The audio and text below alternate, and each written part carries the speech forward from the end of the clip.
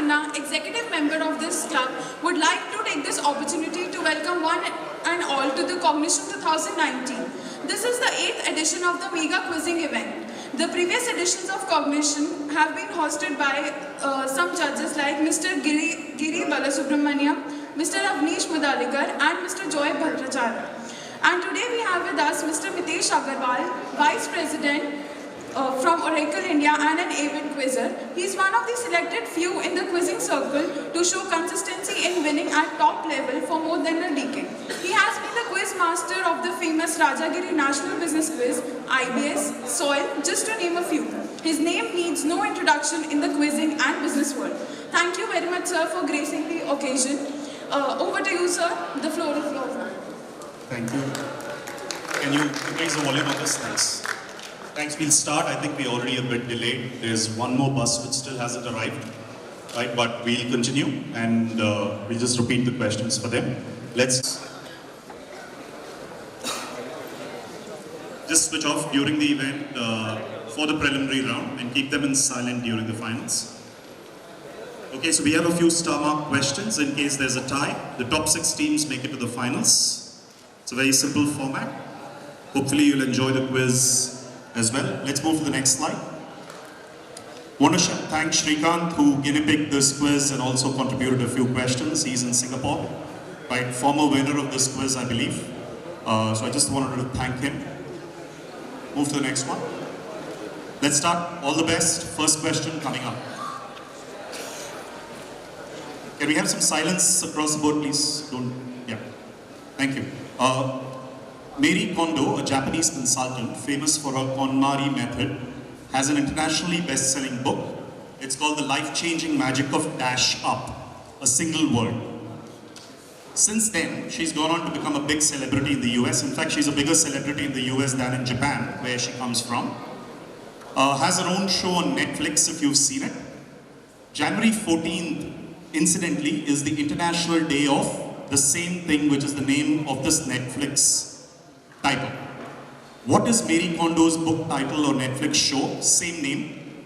Or briefly tell us, what is the concept she propagates? If you don't know the exact word, you can describe it in a couple of words. We are fine with that.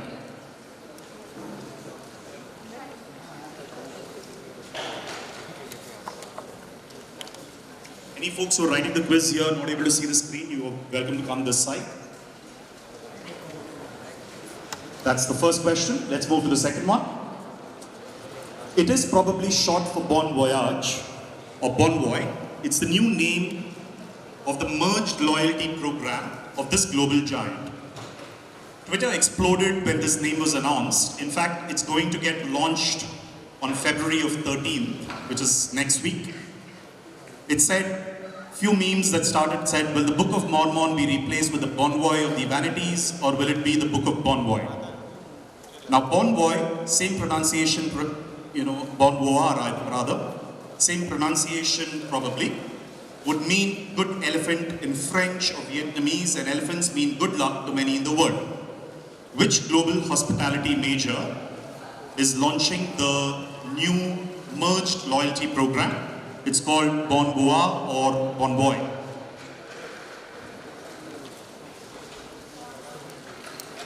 One word answer.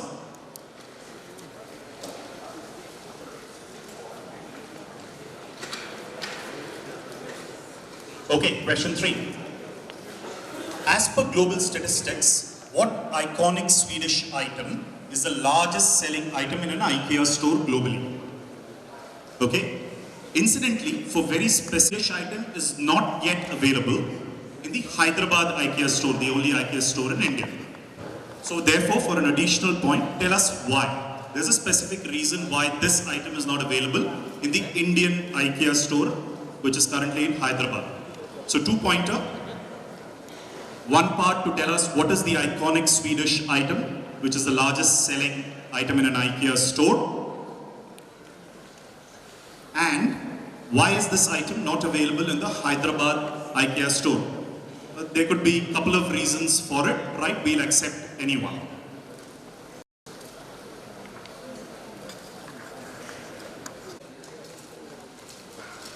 So 2-pointer.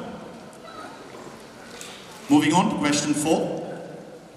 The founders of the Chinese company OFO had their mind set on the company becoming global right from the start. So they wanted a name that could be accessible throughout the world, regardless of language or culture. Apart from it being easy to pronounce and spell, what visual reason helped this naming decision? So if you just look at the logo of OFO, you should get the answer. You'll straight away get the answer. That's why they chose this specific name, apart from all the other reasons mentioned in the question.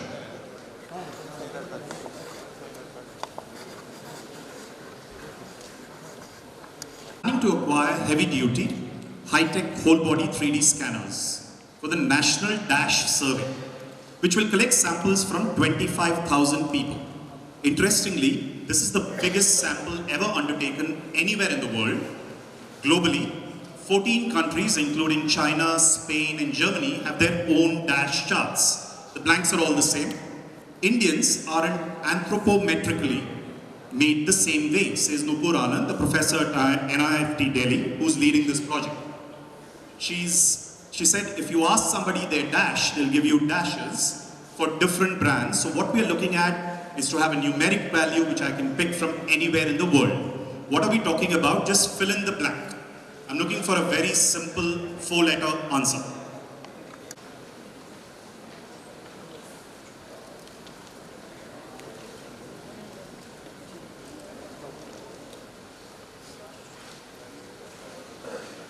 Something that was just launched a few weeks back.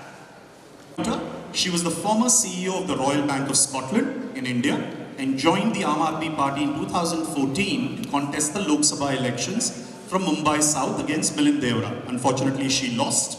This was the second election that she lost. She's in the quiz because she also recently lost a battle to cancer and passed away earlier in January. Identify her. She also wrote a very famous book which is called The Big Reverse, How Demonetization Knocked India Out. So 2 parts, identify her, that should be the simple one. Tell me, what was the inspiration for the book title?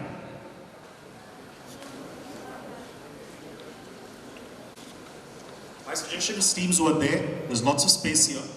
You can come down instead of, struggling for every question.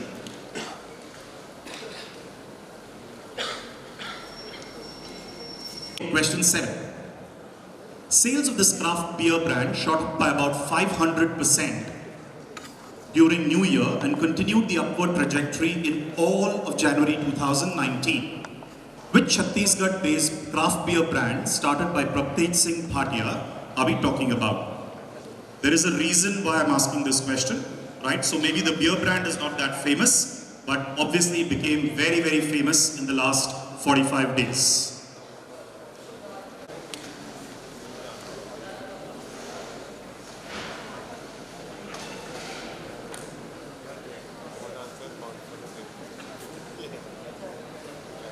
Okay, question 7. Question 8, please. 2 parts. Shalina Jan Mohammed has written Generation M, launched as part of her role as the head of Ogilvy Dash. It's not Ogilvy Matha, just to clarify to you. This specific branch of Ogilvy is named to reflect how one can tap the opportunity of the 3rd billion.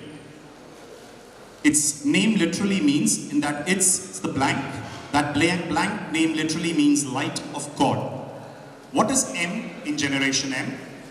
Which Ogilvy division are we talking about? Means light of God.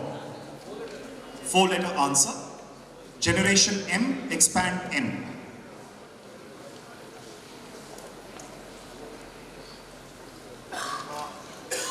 Think of the Urdu or Persian word for light of God. 4-letter answer.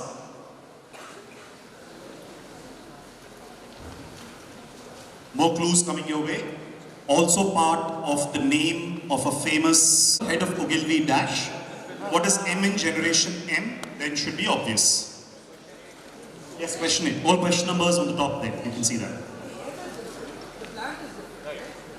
Usually that's what's written in the question. Yeah. Question 9. We'll play you a music, just hold on. The music director for such fantastic scores like Dave D, Queen, Secret Superstar composed this song in 2012. A company liked it so much that they decided to use it for their TV commercial. There are two parts to the question, please note it. Identify the music composer, identify the brand. So, just keep the audio on. Yeah, and just click next. You are my pumpkin, pumpkin.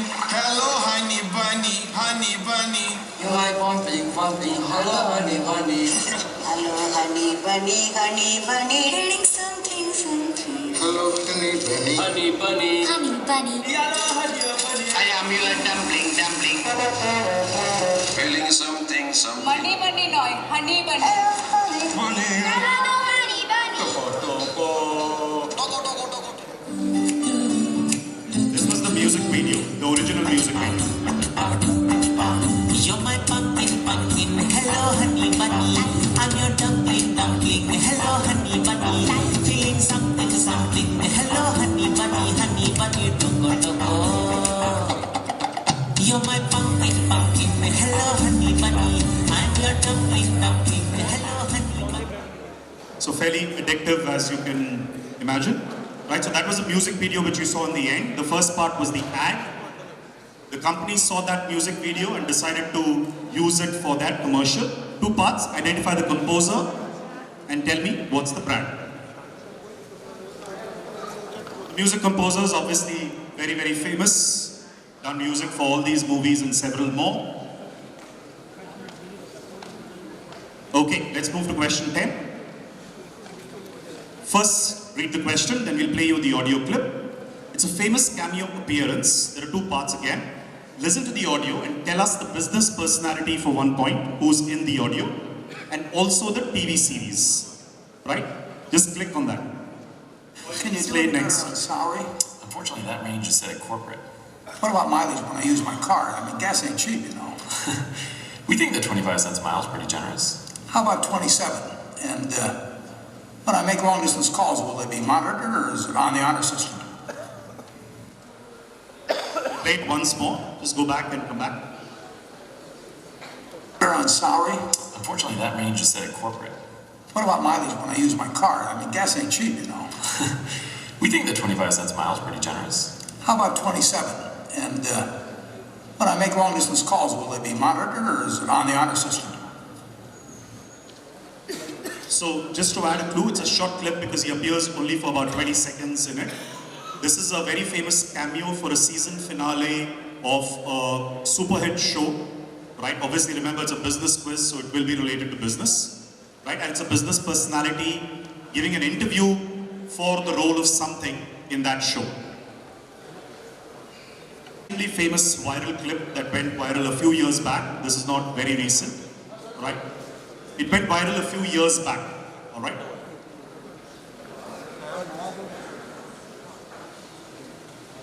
So two parts again here, 1 point each. Let's move to the next one, 11. Anam Dash started the Label Bazaar as a style collective. In fact, there's one right here in Noida. Anam is the sibling of someone who is more famous, whose picture is masked there. Give us a surname or the more famous sibling. The visual is very appropriate. You can work things out just with the visual.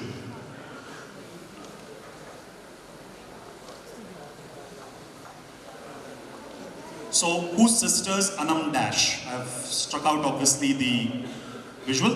Two sisters. Mostly yes. So blanks are mostly indicative throughout the quiz.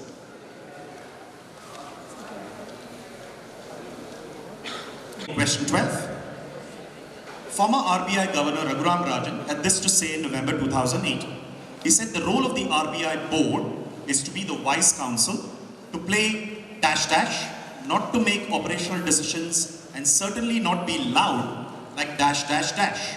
Which two sporting icons did he reference in this quote? Absolutely famous people, very, very famous sporting icons. He basically said this should be the role of the RBI and he described it beautifully by using two names from the sporting world. He said, you should basically be a wise counsel to play a dash dash, not a loudmouth, like dash dash dash.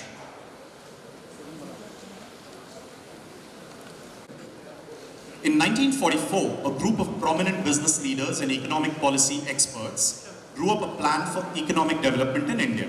Titled the dash dash dash, it was a document written in two parts in 1944 and 1945 and contained a little over 100 pages. It was penned under the assumption that India would soon become independent and the national government would have to set its economic priorities and economic planning right. Incidentally, the authors of these were perhaps the most famous businessmen ever.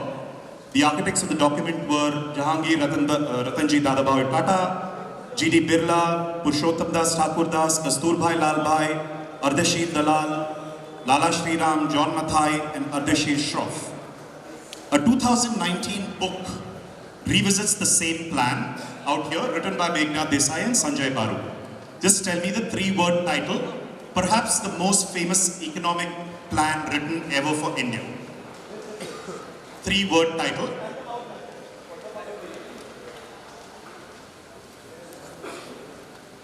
So, just to give a clue to everybody, right, the three-word title includes the name of a famous Indian city. Does spelling matter? It's the name of a title, so I'm assuming that's up to you. That's up to you. You're just giving more clues to other teams. If you know the name of the thing, you should go ahead and answer it. Alright? Question 14. Before we play you the video, two parts. Identify this entrepreneur sharing his story and also the name of a startup. No part points here, right? Because if you know him, very, very likely you'll do that. Right? We use the part points only if there's a tie. That is, if a team or two teams are on time, they got this half. Okay, let's play the video.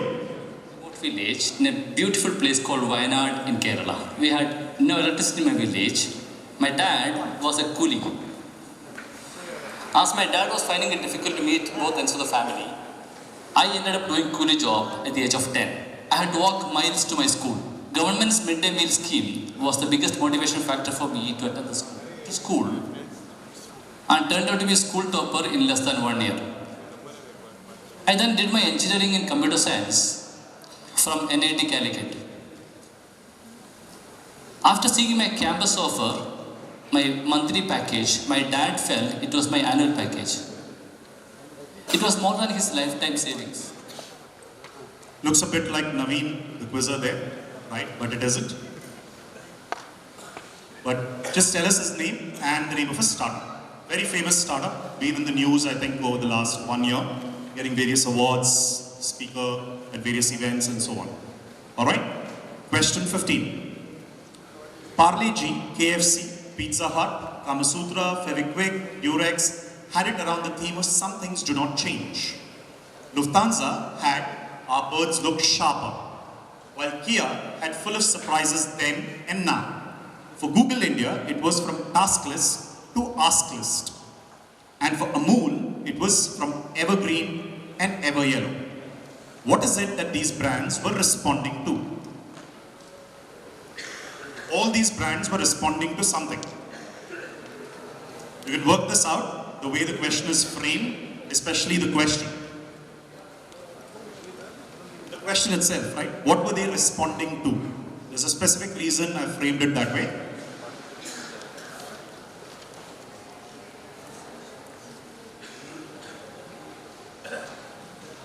Sorry, 16. American bars used to do something in the 19th century to entice drinking customers. This led to the origins of a term. The term was later used in a phrase in economics literature to describe opportunity cost. Time magazine used a part of the phrase to describe the high costs, or rather hidden costs of privileges. What three words did the magazine use? This is part of a much longer phrase that we are perhaps familiar with. But the essential part of the phrase was three words, which comes with this origin, where bars used to entice drinking customers. So Time used it later, calling it the high cost of entitlements. Just give us the three-word title in the Time magazine article.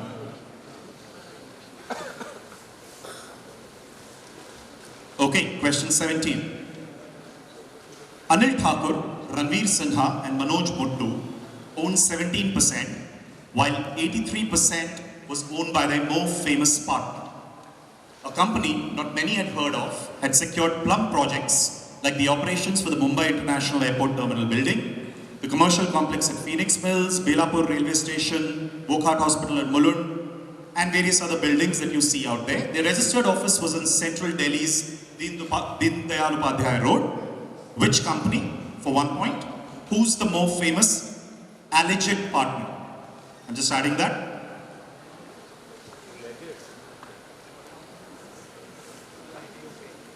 Please repeat the question. Sorry, come again? You want me to read it again?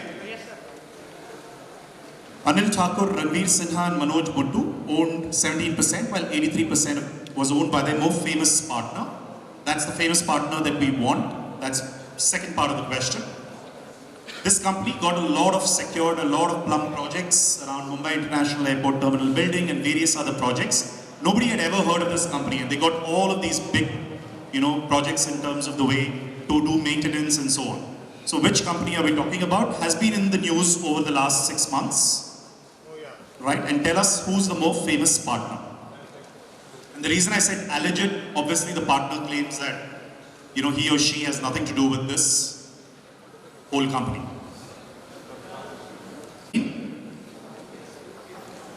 A mischievous droid, the kind who feeds herbs to a Roman legionary to make him bray like a donkey and leave him unable to communicate other than in completely uncontrollable hee-haws. Dash, which is the name of this character from Asterix, takes part in the Golden Menhir competition in the forest of the Carnoons alongside GetFX. Although he fails to win the trophy, which is of course awarded to the inventor of the magic potion, Dash earns the respect of his peers by presenting a potion he has devised that makes the user insensitive to pain, and, as he proves them, allows them to remove chips from boiling oil with bare hands. Name this very famous Asterix character, absolutely directly related to the world of business. 13 letters, just so that you get it.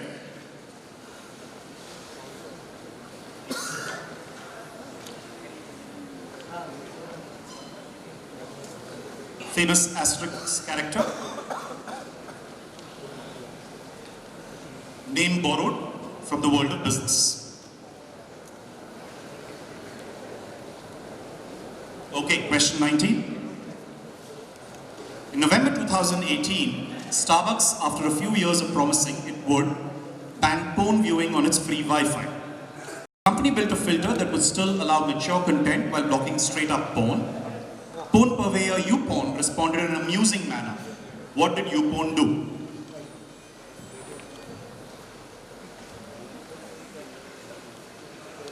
You can work the answer out. It's a fairly sounds simple response, but it was a fairly amusing response.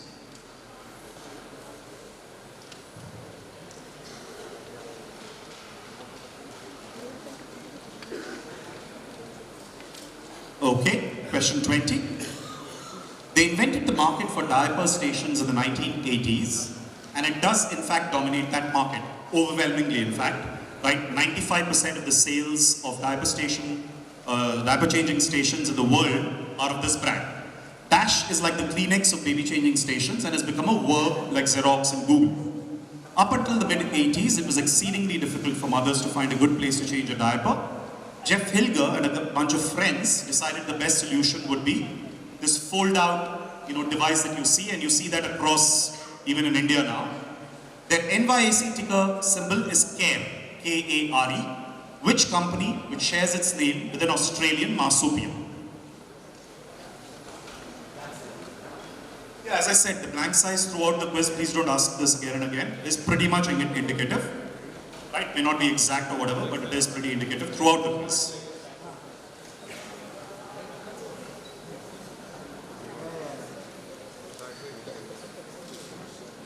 So just, if you don't know the name of the company, although it's very famous, world #1 in its category, right? It also shares its name with an Australian marsupial. There aren't too many, so take a guess with what would fit that blank size. I just repeated what was there, the question. Who came up with this ad? It says, be responsible, don't use a condom tonight.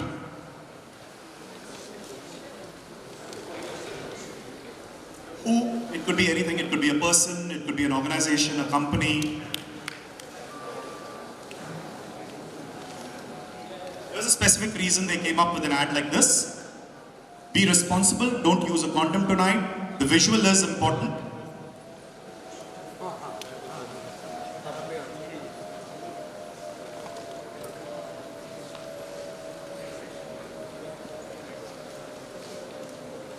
Alright, 22. The gentleman shown in the picture is responsible for the naming of a popular brand that is called Hubio Manginyu, however it's pronounced in its native tongue. His father named it after him because that was his nickname. The son began promoting the brand and used that car that you show on the right. At the age of 40, he became the richest man in Rangoon. What brand are we talking about? Brand that perhaps all of us have used.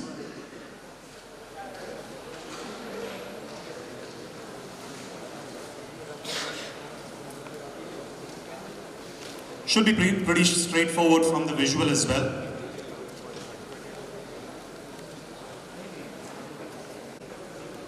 Dual nationality companies are called dash dash. This refers to the case where two firms agree to operate as a single enterprise but remain incorporated and retain distinct share listings in their home countries. The shares of Unilever, the firm's Dutch arm, for example, cannot be exchanged for those in Unilever PLC, its British sibling. A dual nationality company, it has headquarters in both Britain and the Netherlands. So this is a classic example of this. What two-word term is used for such firms?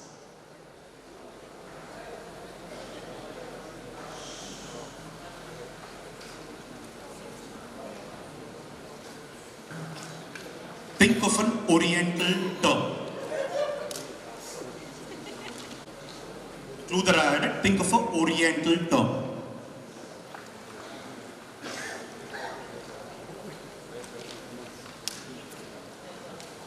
Okay, question 24.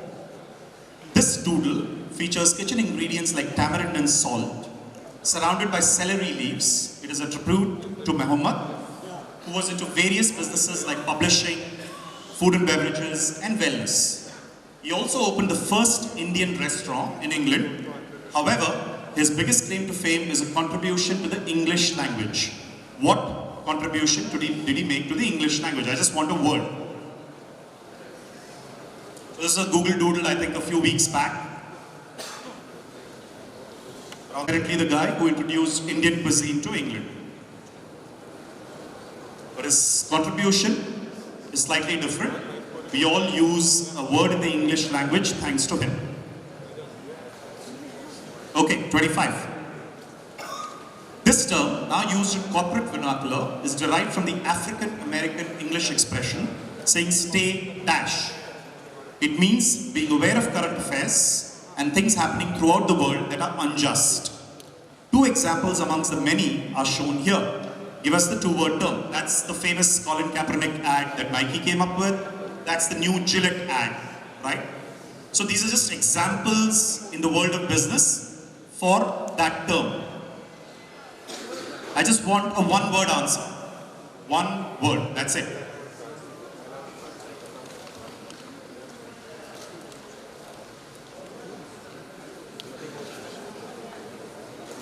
All right. One word answer. These are famous ads. There are many such ads that are there. This kind of advertising, this kind of expression is called something that comes from this African American English term called stay dash. Okay, 26. This place in Delhi is named in honor of the person sitting with Mahatma Gandhi. It was done in appreciation of his efforts in helping the first traders from a neighboring country to migrate to India safely during the partition. Which famous place in Delhi?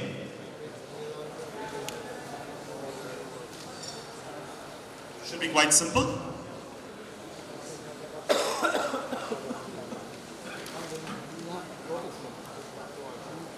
All right. Question 27. Ever since Leela Chitnis appeared in the first Lux print ad, an Indian to appear, 1941, an endorsement deal with the soap brand became the benchmark of success for movie actresses. We all remember Shah Rukh Khan was the first Indian actor, male actor, right, to have endorsed the brand. Who's the only other Indian male actor to endorse Lux? There are only two, male actors who endorse Lux in India. Of course, globally there's Paul Newman and many other people in every country. In India, there are only two male actors, Bollywood personalities who've come. The other male actor came because his wife came in the ad. The other male Bollywood actor appeared in the Lux advertisement because his wife was also in the ad, as in she's also an actress and endorsed Lux, and they decided that something happened in their life, right, and they decided to have both of them in the advertisement.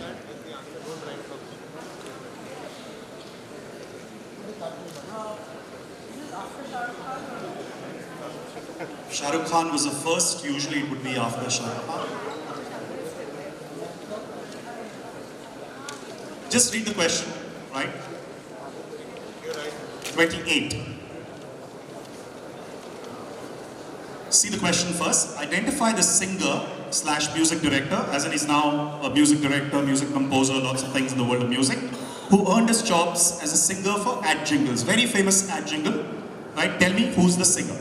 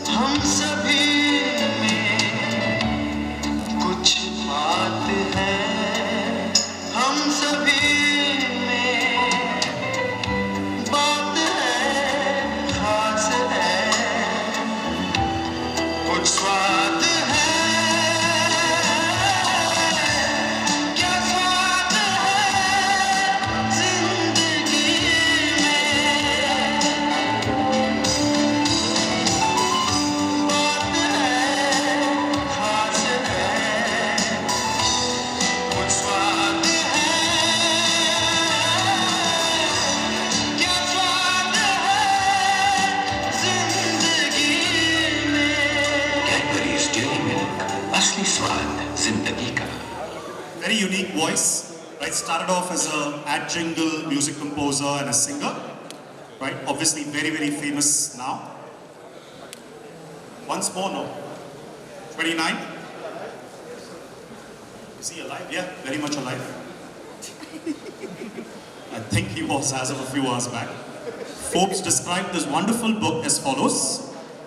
Deep inside Peter Singer and Emerson Broking's new book, Dash War, The Weaponization of Social Media, is a great quote attributed to Colonel Robert Bateman. Once, every village had an idiot. It took the internet to bring them all together.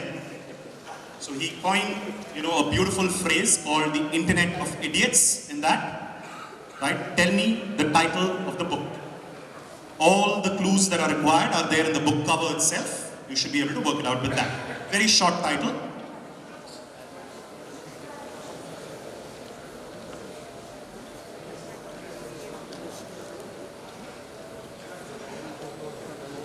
All right, final question of the prelims. We'll just go through the questions again. Read the question. Identify the location, a famous American restaurant chain where this iconic episode of Big Bang Theory was filmed. Yeah. You can play it, please. Just move on. Move forward, it'll play. Manager. Oh, Lord. Look who it is. Is that Steve Wozniak? I think it is. The great and powerful Woz. Penny, Steve Wozniak was one of the co-founders of Apple Computer. He and Steve Jobs. Yeah, I know who he is. I watched Dancing with the Stars.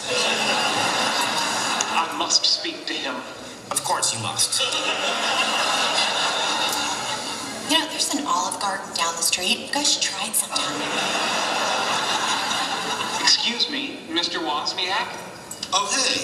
Nice virtual presence device. Thank you. I just want to say I'm a big fan. You're my 15th favorite technological visionary. Only 15th? It's still 6 spots above Steve Jobs. I care neither for turtlenecks nor showmanship. Yeah, I never got that turtleneck thing. One of my proudest possessions is a vintage 1977 Apple II. Despite the file system limitations of Apple DOS 3.3, it was a pretty nifty little achievement. Thanks, we were shooting for nifty. You know, if you had it here, I'd autograph it for you. Don't move for 15 to 30 minutes, depending on how the buses are running. Nerds. I'm coming, Walsh. I'm coming.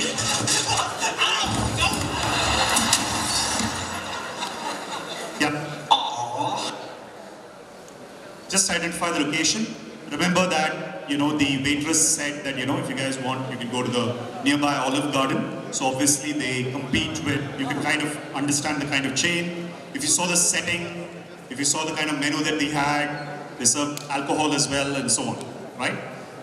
Just go back to question 1. Just keep going up.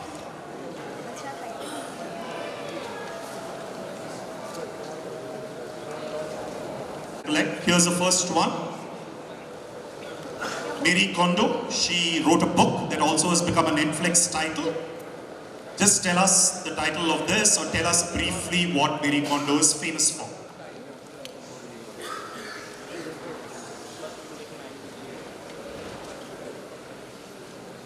Second one, probably short for Bon Voyage.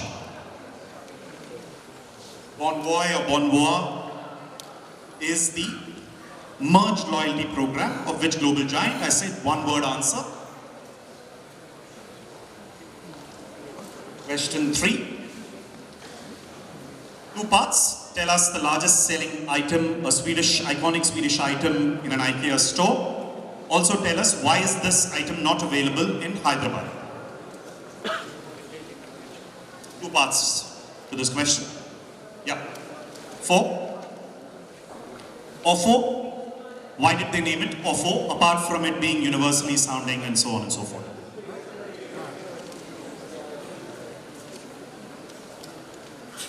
Question 5.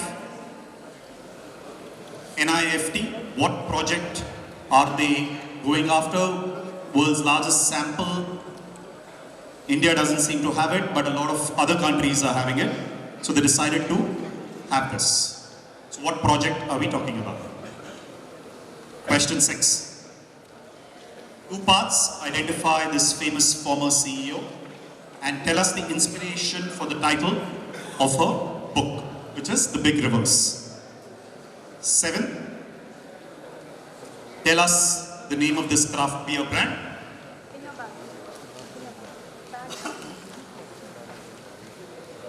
8. 2 parts. What is Generation M? What is M in Generation M? And which Ogilvy division? I said 4-letter answer. Question 9. Not playing it again. Just tell us. Pumpkin. Hello, honey. Go to the next one. Yeah. No need to play the audio. Just tell us who was the business personality and also the TV series. I said this was the season finale of that TV series a few years back. Sorry.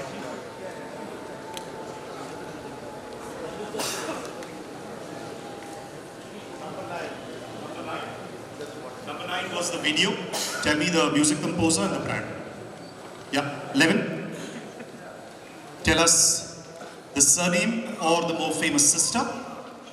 12. 2 sporting icons, Indian sporting icons. Raghuram Rajan said that the RBI should be like AB and not like CDE. Alright, move on. Tell us the name of this document. Very, very famous economic plan. Question 14.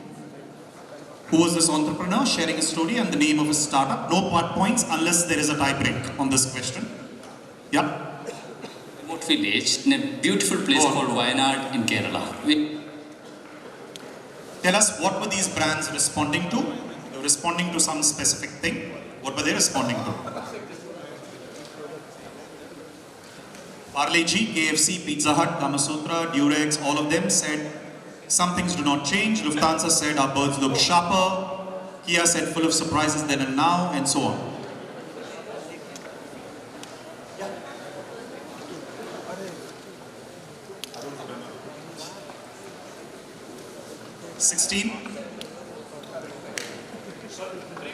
They're all current, yeah. 16, just tell us the 3 words that the magazine used. 17, which company, who's the more famous partner, alleged partner as I said.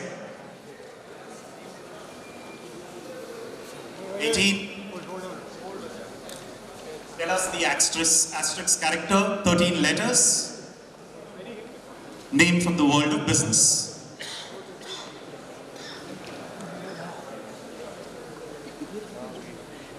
Okay, move. 19. Just tell us how YouPorn reacted to Starbucks. 20. World's biggest, most dominating diaper station company shares its name with an Australian marsupial. 21. Who came up with this ad? Be responsible, don't use a condom tonight. 22. The gentleman in the picture, what brand? 23. What 2-word term? I said Oriental term is used for such firms. 24. What contribution to the world of English? Just one word. 25. What term used for advertisements like this? 26. What place in Delhi is named after the gentleman sitting with Mahatma Gandhi? 27. Who's the only other Indian actor, the second Indian actor, who endorsed Lux, male actor? 28. Singer, music director. Just tell us the name of the singer. Move on.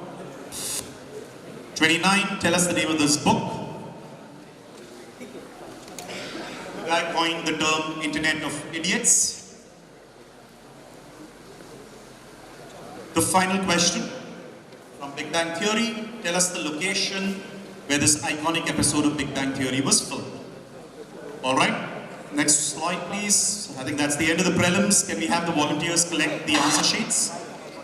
Just so. You can.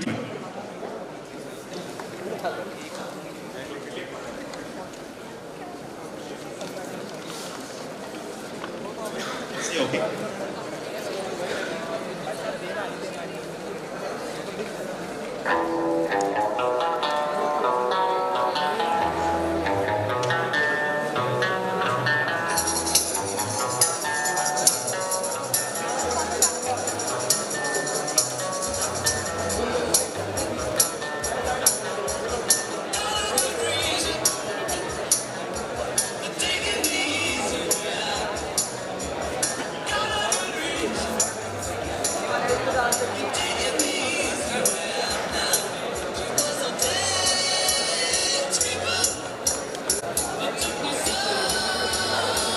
Has everyone given the answer sheets?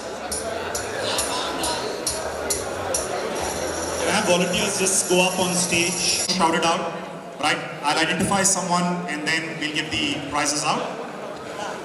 Here we go. Next one. All set. Thanks Srikanth again for helping Giri picking the quiz. Move on. First one. Don't shout the answer. Let me identify someone. Anyone here? No one? Yes, sir. Yeah, the person at the end. Yeah. Tidying up. Tidying up. That's the right answer. Show them the answer. KonMari is already there in the question. Yeah, we want tidying, decluttering, cleaning. You know, any doubts? If it's wrong, don't put a wrong. Just put a tick if it's correct. Yeah, cleaning is fine. Cleaning, decluttering. Don't need to write any marks. Just put a tick mark. Okay. We'll go a bit slow. Can a few more volunteers give hands here because I think each of them have like 15 sheets, so it would be tough. I think we have quite a few sheets, so we may need a few more volunteers. All okay? Let's move. Which global hospitality major?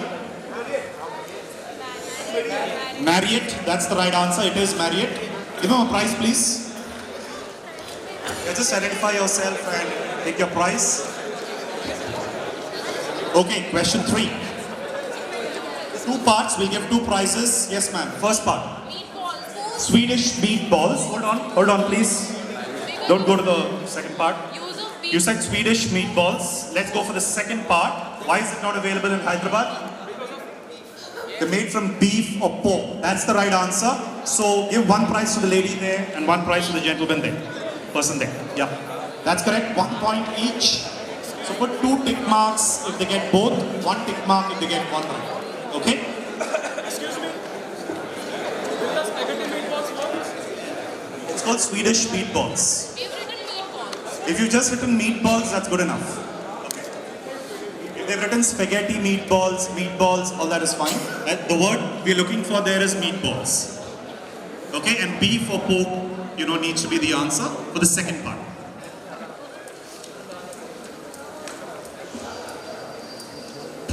Okay, question 4. Let's see who gets this one. Yeah. What do you mean by cycle? Okay, you just added 2 more alphabets. Thank you. I know what a cycle and a bicycle is.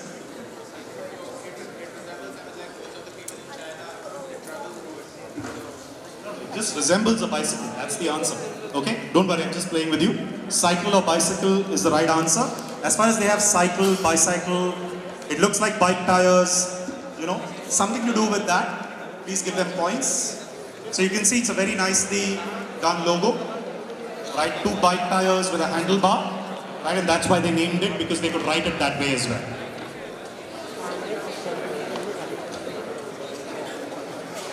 If you don't have space, you can come down and just sit here and correct it. Question 5. Okay, let's see what we're talking about here. Let's go to... Oh yeah, the person right at the back, yeah. Last one. Shout out, stand up and shout. Size, that's right, it's the India size chart or the Size India project. So globally, we have lots of sizes like XL, triple XL, L and so on. The Indian sizes are quite different. So Smriti Irani decided to start this project called Size India project. So the word we're looking for is size, nothing else. No other word will be accepted. Yeah, as far as sizing is there, that's fine. That's fine. Question 6. 2 parts. Let's see who can get both. Yes, sir. Person there. That's you. Meera Sanyal. Why did she name the book? Okay, we'll give you 1 prize. Yeah. The Big Short. Absolutely right. This is the book, The Big Short, or the movie, The Big Short, the Oscar-nominated movie. Sorry? No, but that's not the reason, right? The Big Short is why the book was named The Big Reverse. The Big Short is based on the subprime, but that's not the question, right? I mean, you can write many more stories. You can say Christian Bale was there, blah, blah, blah. All that doesn't matter. Yes, 1 point each. Meera Sanyal gets 1 point. Big Short gets 1 point. So 2 points here for the question. Question 7. Hold on. Yes, ma'am. Yeah, you. Simba. Yeah, it is Simba. Absolutely right. Simba, Sona Beverages licensed the name to Rohit Shetty, and that's how the movie Simba got its name. Right, so if you've seen the movie, you will get the answer. Right at the beginning, they acknowledge Simba or Sona Beverages. Right, and that's the gentleman right at the center who leveraged the license to use the word Simba. Good answer there. Question 8. 2 parts again. Let's see how people get it. Yes, sir. Yep. Stand up and quickly answer. Mata from Matahari and Kohinoor. N. Matahari. Yeah. And the other part is Kohinoor. No, both are wrong. Yes. Just hold on. 1 part. One part, that's it, sit down. Yeah, what's the other part? M for Muslim is correct. What's the other part? Yes, ma'am. Noor, that's all. Not Kohinoor, we want Noor. I said it's a 4-letter answer. Right? Don't give points for Kohinoor. I said it's clearly a 4-letter answer. M for Muslims or Muslim. Noor. Okay? I was looking for a 4-letter answer. 1 point each. Please give her her prize and the other gentleman there. Okay, question 9. Let's see who gets both here. Lots of hands out there. Yes, ma'am. One part. Give me one part. Who is the composer or the brand? Amit Trivedi is the composer. That's perfectly right. Idea. Yes, ma'am. Who's? Idea. One of you. Idea. Idea. That's correct. So 1 prize each to you and her. Let's see the answer.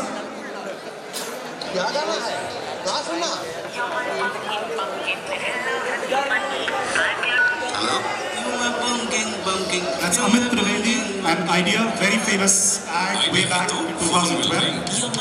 Yeah. Move on. 2 parts again. Let's see who gets this. Few hands here. Yeah, you want to try one? No. We already gave you a prize. Yes, sir. Sorry, the millennials. Bill Gates. No, that's wrong. It's not.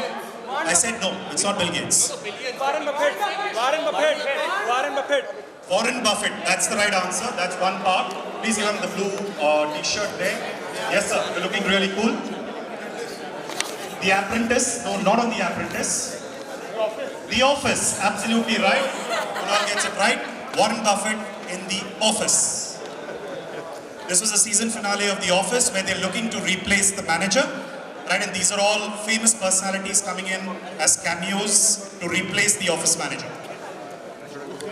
So 1 point each. Warren Buffett 1 point, and The Office 1 point. 11. Let's see. Lots of people getting up. Yes, sir. Anam Mirza. Yeah, absolutely right. This is Sania Mirza's sister, Anam Mirza. You could see that, there's a tennis court at the back and so on. Just Mirza is fine. Yeah, I said surname or the more famous sister. So this is Anam Mirza, Sania Mirza. Absolutely right. Either one. You can either say Mirza or Sania Mirza. Both are okay. Alright. Let's see number 12. 2 parts again. Lots of hands. Hold on. Let's go slowly. Yeah, 1 part. Tell me the first one if you know. Rahul Dravid. That's the right answer. Who's the other loudmouth? Navjot Singh Sidhu, absolutely right. Let's see the answer. RBI needs to be like Rahul Dravid, not Navjot Singh Sidhu. That was his, phrase. Yeah. So 1 point each again. 1 point for Rahul Dravid, 1 point for Sidhu.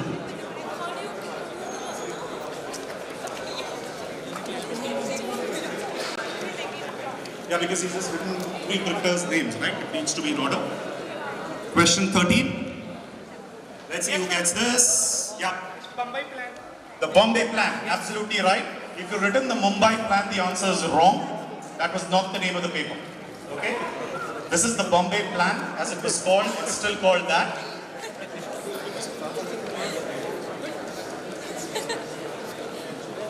Did you give him a prize? The person there? Okay, question 14. Let's see who gets this. Yes, ma'am. And what's his name? That's correct. ID Fresh Foods and PC Mustafa. That's the right answer. No part points. Only 1 point if you get both. Otherwise, no points whatsoever. You need to get both PC Mustafa and ID. 1 point.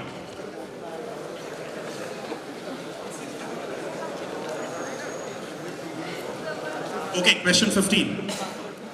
Let's see what these brands were responding to. Hold on. Let's search someone. Yeah, right. 10-year challenge. 10-year challenge. Absolutely right. Perfect answer. This is the 10-year challenge beam. So you can see how the brands were 10 years back. Yeah. Person there, very nice answer. Give him a round of applause. Well done. Well spotted. This is the 10-year challenge. So how the brands were 10 years back and how they are now. Very famous meme. So all the brands started coming up with these ads as well. 16. Let's see. Yes, right in the corner. No free lunch. Absolutely right. We all have heard of Milton Friedman. There are no such thing as a free lunch. It was coined way before that. This is the no free lunch. 16. Moving on, 17. Let's see who gets this. This is a toughie. Okay, Naveen, I'm not coming to you for anything. Put your hands down. Yes, try one. NPCC? No. Hold on. All usual quizzes. Yep. Not ILFS. Yep. Not Robert Vadra. Yep. Not Ready Groups. Yep. No. You want to try, sir? Yes. No, not Kraft and Cadbury. Yeah. Not Temple Holding, Jayesh Shah. Yes, Naveen, I think I'll finally come to you. Rahul Gandhi and Back Ops. Absolutely right answer. Rahul Gandhi and Back Ops. Okay. This is the company that Rahul Gandhi apparently partnered with his 3 friends, right, allegedly. And they pretty much got all contracts for maintenance in all these airports and various places. Right, so 1 part each. That's why you have Naveen in the audience out there to answer such toughies. Right, but great answer. I think you should give him a round of applause. Fantastic answer there. 18. Let's see you. Yes. Absolutely right. Value added tax. That was his name. Remember, it had to end with IX, AX and so on. France had just introduced the concept of VAT at that point, and they decided, Goscinny and Uderzo came up with a character called value-added tax. He was GetFX's friend, value-added tax. Great answer there, Venki. 19. Let's see, what did UPON do? Yes, ma'am. Absolutely right. They just banned Starbucks in all their offices. No Starbucks coffee consumption in their offices. Right, because most American offices have Starbucks inside their premises, or they get coffee from them. They just decided to ban Starbucks coffee from all its offices.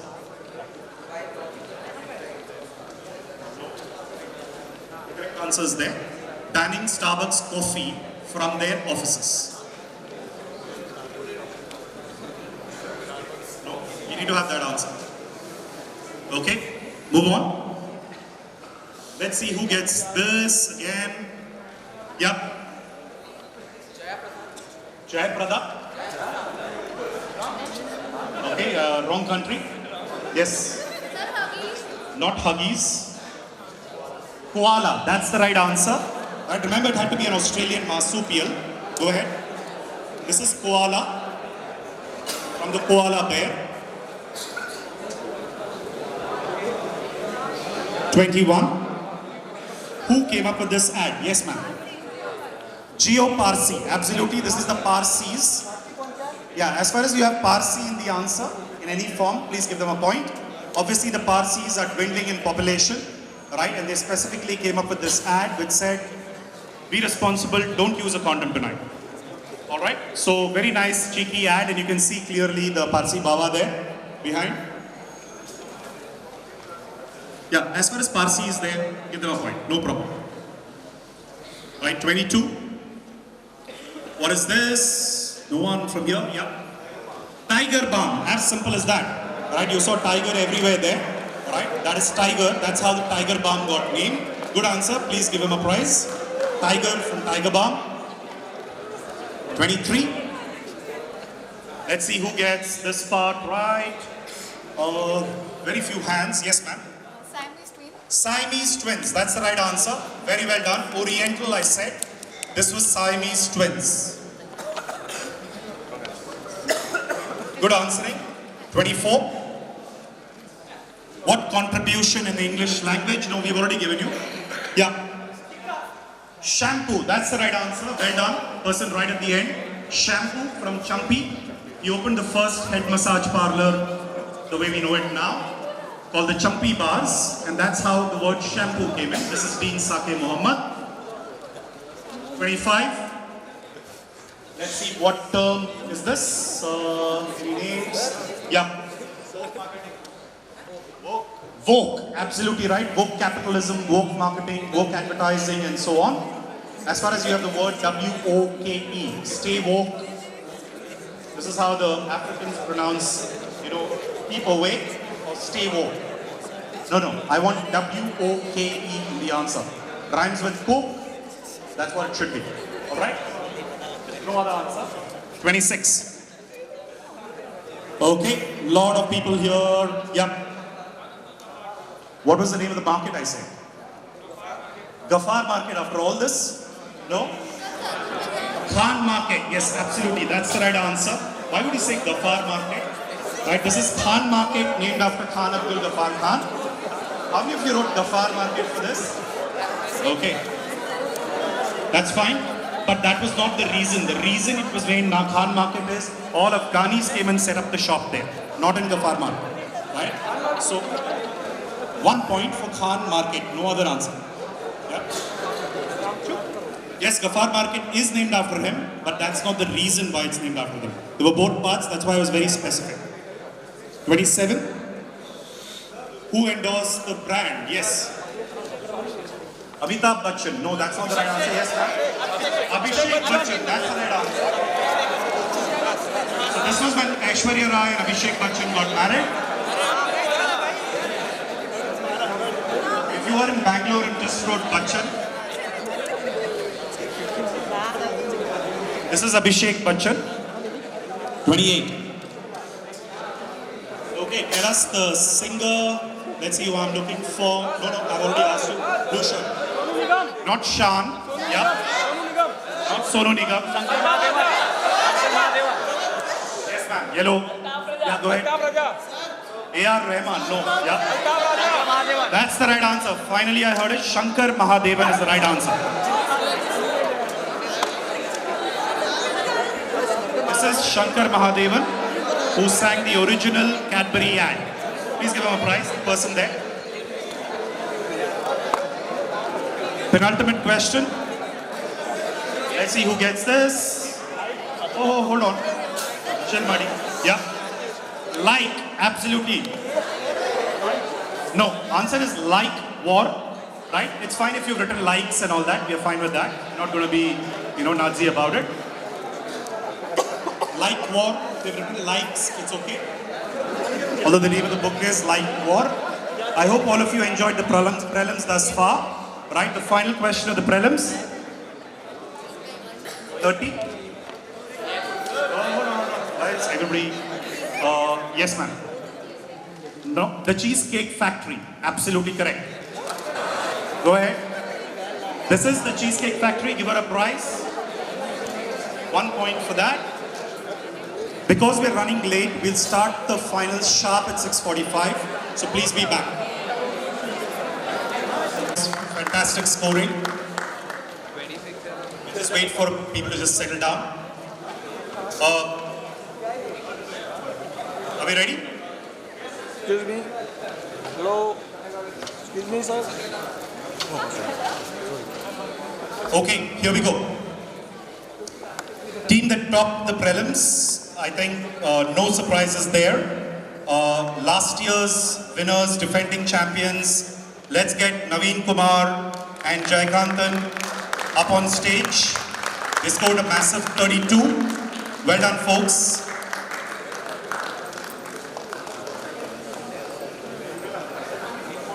Naveen and JK, what do you want to choose? 1 to 6. You're taking table 1. Okay, great. Close behind them at 31. Sorry, I think they're also at 32.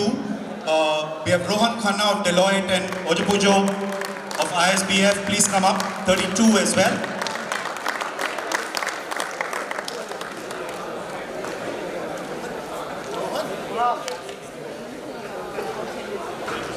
Fine. Team 5. Do you have a scorer? Team 5. Close behind team from Bangalore, Rishi Verma and Venki of Nexus Consulting at 29 points.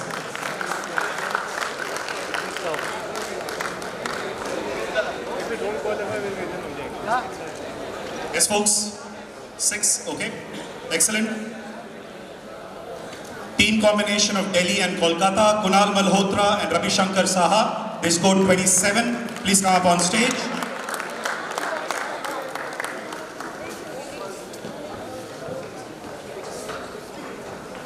Last two teams tied at a score of 26. We have SAIL, Bokaro Steel Plant. I think the only team that is not a cross team apart from Nexus. Please welcome SW Kispota and Anand Raj up on stage from Bokaro. Well done, folks, 26.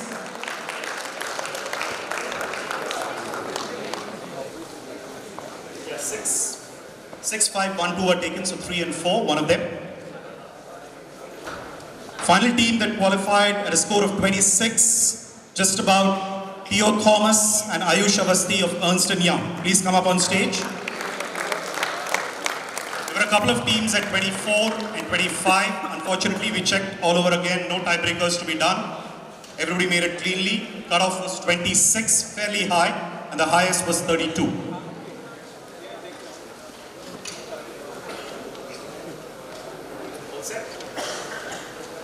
Can we do a quick buzzer check? Team 1. Yeah, just hold on. Yeah, reset. Team 2. Works, hold on. Team 3. Okay, don't reset till I tell you. Team 4. Okay, Team 5. Team 6. Works. Everybody, let's just do once so that everything cuts off. I'll do 1, 2, 3 and some team buzz. 1, 2, 3.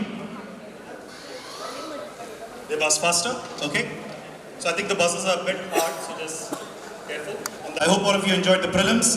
18 questions clockwise, 18 anti-clockwise. I'll stand here, that's okay. All of you can see it? You not see at all?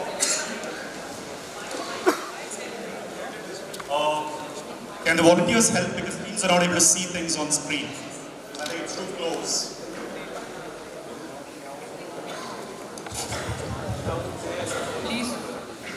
Please check the mics.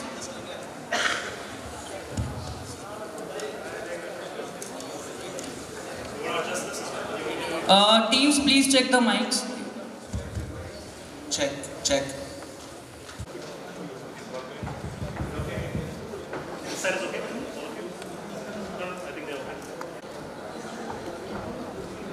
Okay, let's start.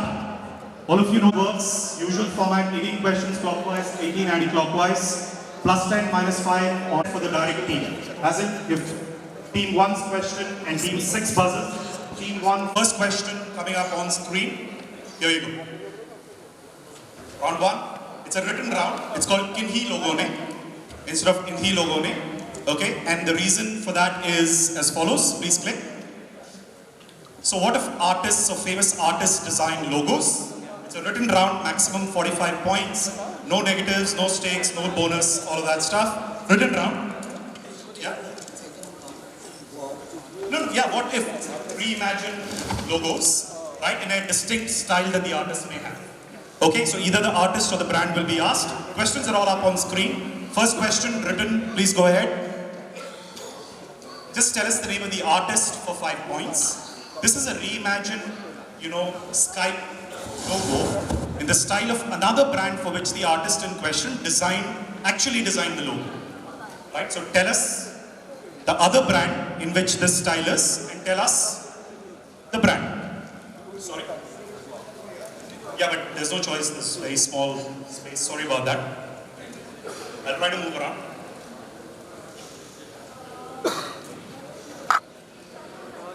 Okay, that's the first one. Question 2.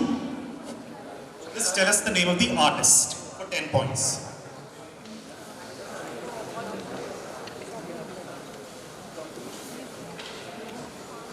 I want the name of the artist. Just so that everybody on stage is clean, it's not the normal thing that you think it is. Okay? Perhaps all of you have one answer, and I'm pretty sure it's wrong, just to give you a clue.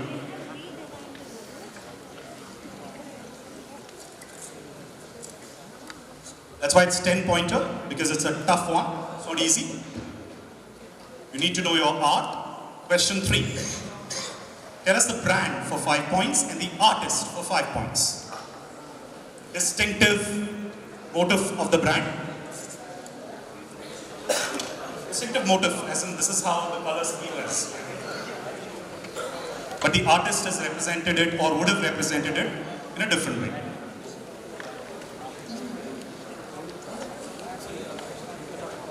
What I'm saying is, this is not how the logo generally looks, but this is the way the logo's colors are. The artist would have represented it this way. That's what I mean.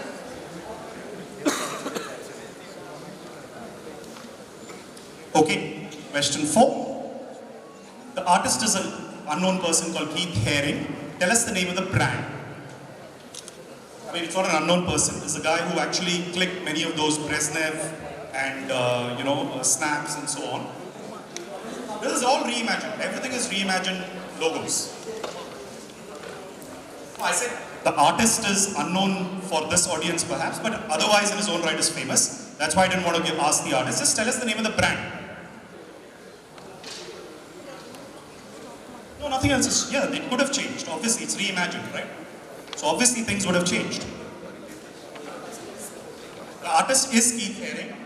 He's taken a brand logo and completely reimagined it in his style. Obviously, they would have made some changes and so on and so forth to represent their style. It's a fairly simple one, don't complicate this. Keith Haring is known for a lot of photographs during the Berlin Wall reunion and so on. So if you remember the famous Brezhnev kissing photographs and stuff like that were all originally clicked by him. So obviously that's why you see, two animals out there hugging each other and so on. So that's his unique style, generally. Okay? Question 5. Final one, specific brand. Tell us the artist for 5 points. Please don't give me a mother brand. I want a specific sub-brand that is represented here.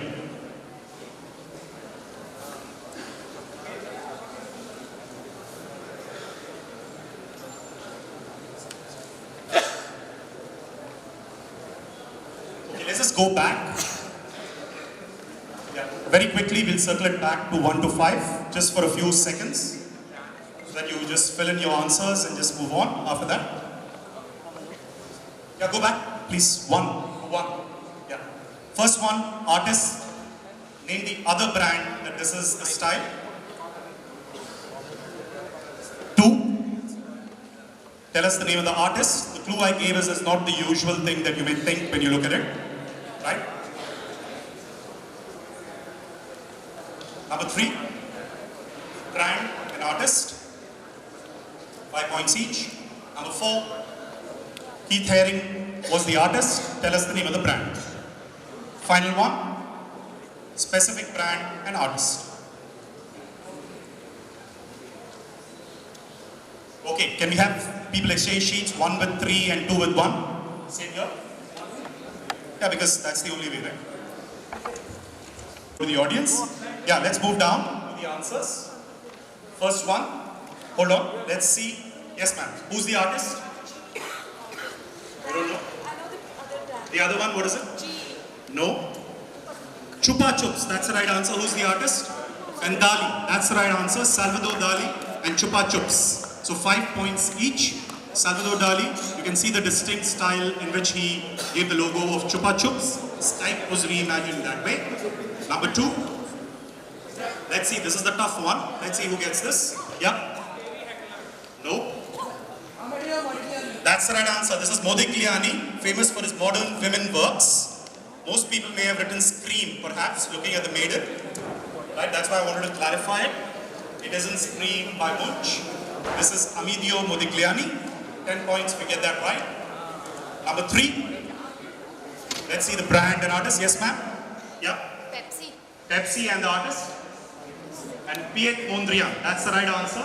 This is Pepsi, reimagined by Piet Mondrian. Yes, the lady there.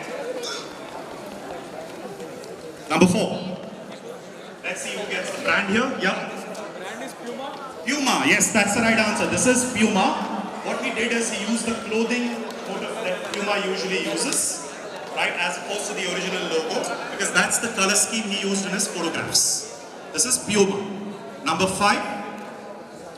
Let's see, brand, yes. Macintosh and who's the artist? No one? Oh, that's easy. Picasso, absolutely. This is Macintosh. MacBook is wrong. MacBook is fine, yeah. MacBook is fine. Mac OS is completely wrong, in fact, because Mac OS. That's fine, that's fine. If you've written Mac in the answer, please give them points. Yeah. Yeah, just say Mac in the answer, that's good enough.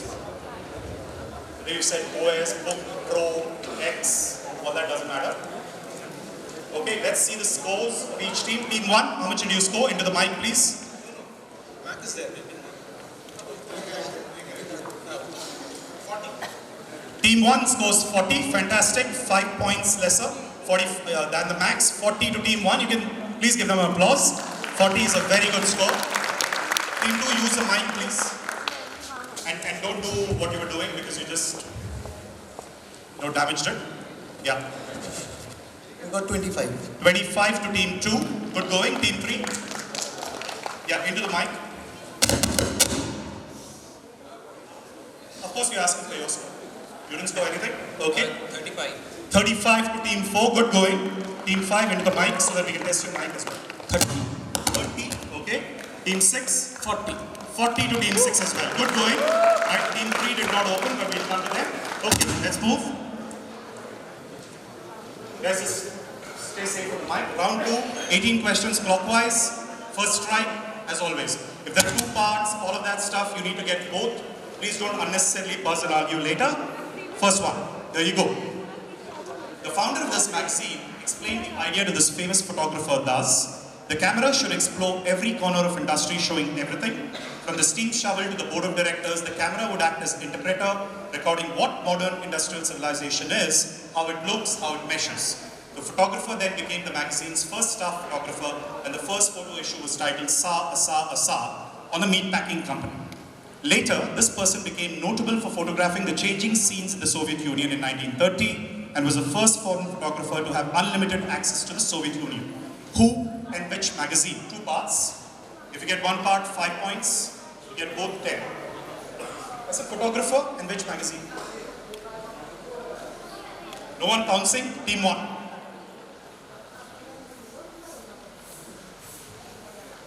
I'm not going to wait too much on the bounce, right? Because a few of us have got flights to catch. Yeah, Team 1, you have an answer?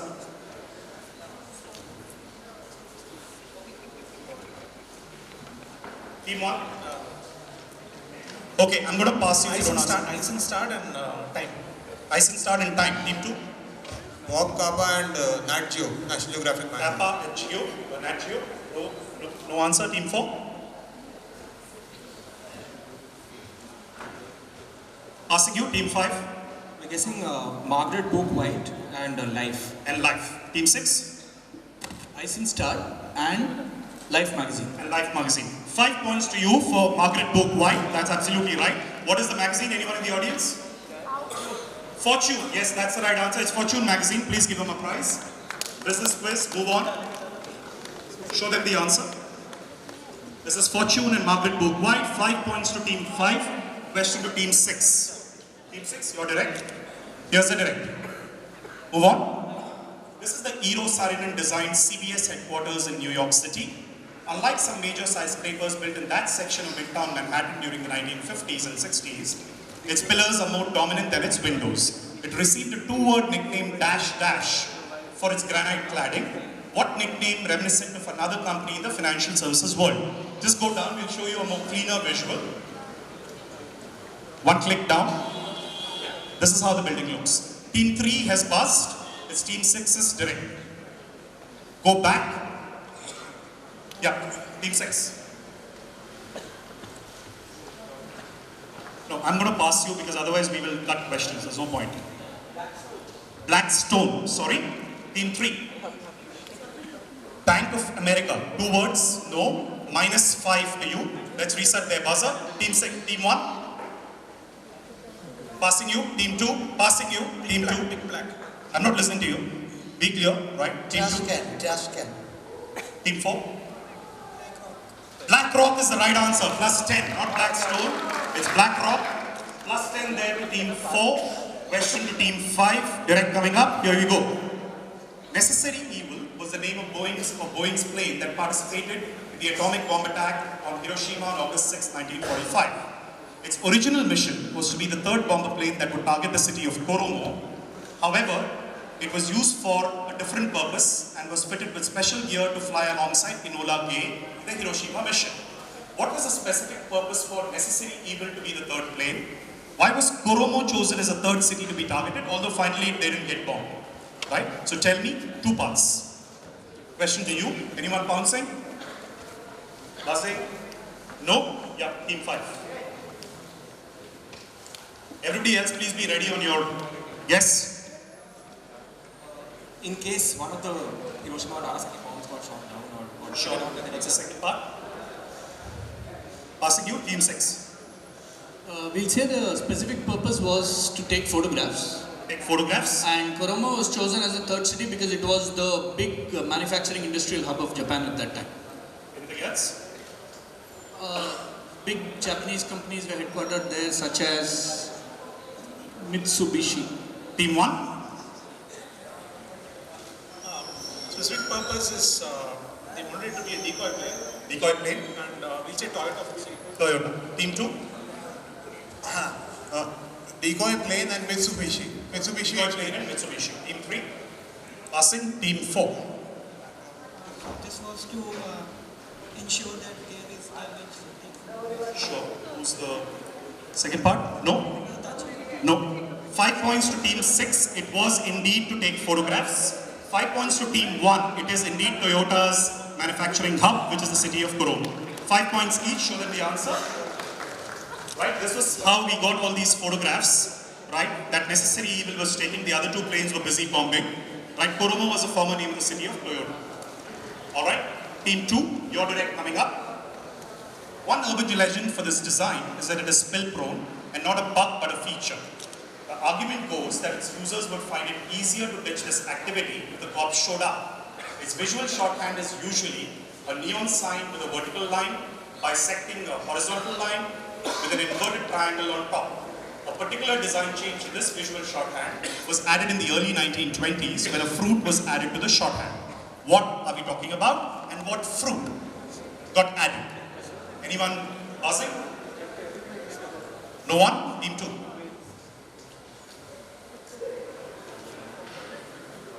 Team 2, do you have a guess? Recycle sign. Recycle sign. And bananas. Bananas. Team 3. Passing you. Team 2. Team 4, sorry. No. Team 5.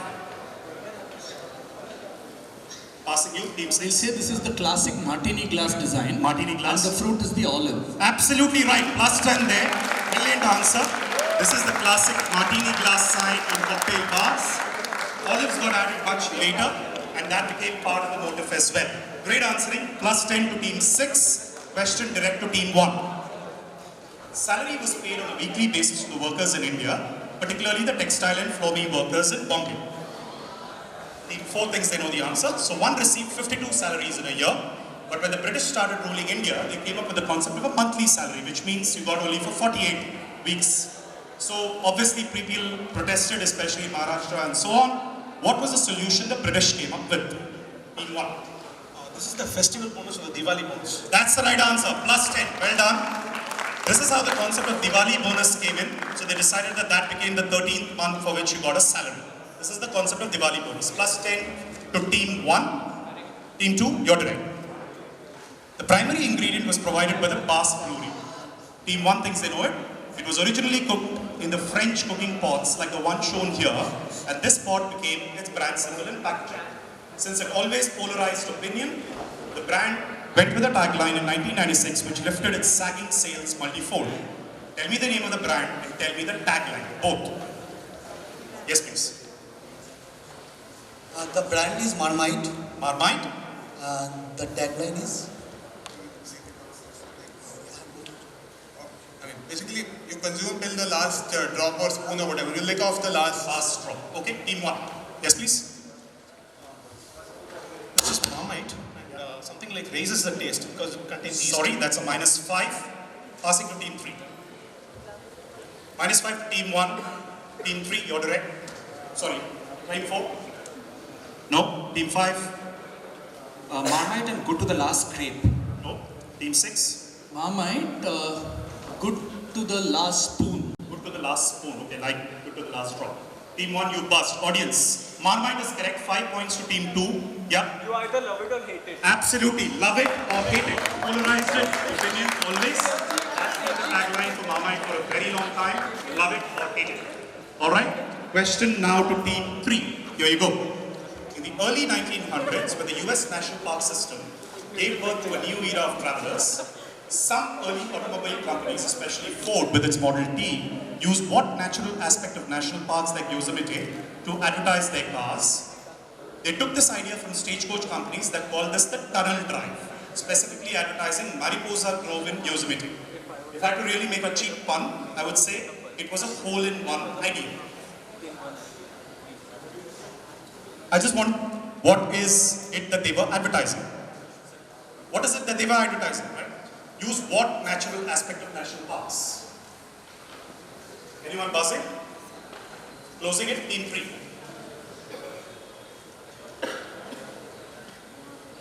Yes, team 3. Too long, team 4. Into the microphones. They use sequoia trees. Sequoia trees what? The very giant sequoia trees that you can try. See the answer? That's absolutely right. Plus 10. Fantastic answer there. Right, so this is how the original automobiles were sized. If you could drive through a giant sequoia tree with your family, right? So stagecoaches used to do it, and then Ford Model T and all of those started doing this. This is drive through the giant sequoia trees. Great answering. Team 4, plus 10 to you. Question to team 5. Here you go. A project by Google's DeepMind and the University of Oxford applied deep learning to a huge data set of BBC programs to create a system that leaves a particular profession in the dust. The AI system was trained using 5,000 hours from 6 different TV programs, including Newsnight and all of those programs. The AI vastly outperformed the professional human who attempted to decipher 200 randomly selected clips from the dataset. These humans are usually deployed in court hearings. What is the problem they're trying to solve? Or give us a profession. Either one is fine. Anyone buzzing? No one? Team 5.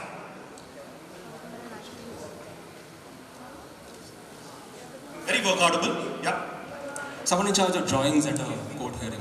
Drawings, no? Team 6. Said drawings in a court hearing. It's a lip readers. Lip readers, absolutely right. Plus 10. This is lip reading. Right? Very, very difficult in courts to really see what the pronouncement is, what they are saying, and so on. Right? Lip reading is the new AI thing that is there. Plus 10 to team 6. Team 1, you're direct. Microsoft is building a new campus in Redmond, Washington, scheduled for completion in 2022.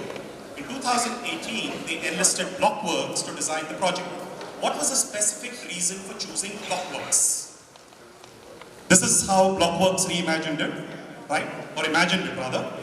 So why did they choose Blockworks for this project? Anyone? Closing it, team 1. This is a company which makes virtual models like for Minecraft. So this is, so basically people can visualize it, go inside the experience. Brilliant answer there, plus 10. Because they do all their virtual modeling using Minecraft, which Microsoft bought, right? And as a result, they wanted to give this experience using Minecraft. Right, great answer, team 1. You can give them a round of applause. Fantastic answering there by team 1, plus 10 to you. Team 2, you're direct. In 2018, which US company renamed its advertising and analytics unit to what is shown there? What was the reason for choosing the name? 2 parts. Anyone buzzing?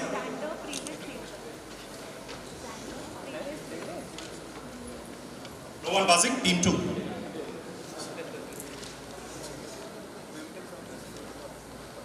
Team 2, quickly please. This is the company's Palantir. Sorry? Palantir that... Palantir. GAR Tolkien. Tolkien, team 3. No, that's fine. Pass, team 4. Into the mic, please. It's Amazon and Xandr. No, team 5. American Express and Sanders from Alexander, which was on the original credit card. Original credit card. Team 6. We'll say it reads X and R for like multiplication and regression, that kind of thing that you use in analytics. The company is Amazon. Amazon. Team 1. This is Y and R. Y and R. Young and Rubicon. So the X and R is basically a play on Y and R. Or Y and R. No one gets any part right. Anyone in the audience? Yes? AT&T and Y? Absolutely. Alexander Graham Bell. As simple as that. AT&T, their advertising and analytics division is a tribute obviously to Alexander Graham Bell. Surprised no one got this. Question to team. It was yours, so team 3. You're direct. In the late 1970s, what was the response to this? A classic that is still considered amongst the greatest comebacks. Tell me a response to this. There's no video, it's a visual. Team 1 has said they know this. You can work this out. Team 3, it's your direct.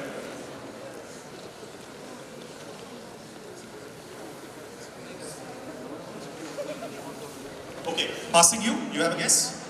Yeah. So that's the response. Okay, team 1. He said Nirma Jingle. This is basically to come back for surf. Surf की खरीदारी में खरीदारी समझदारी है.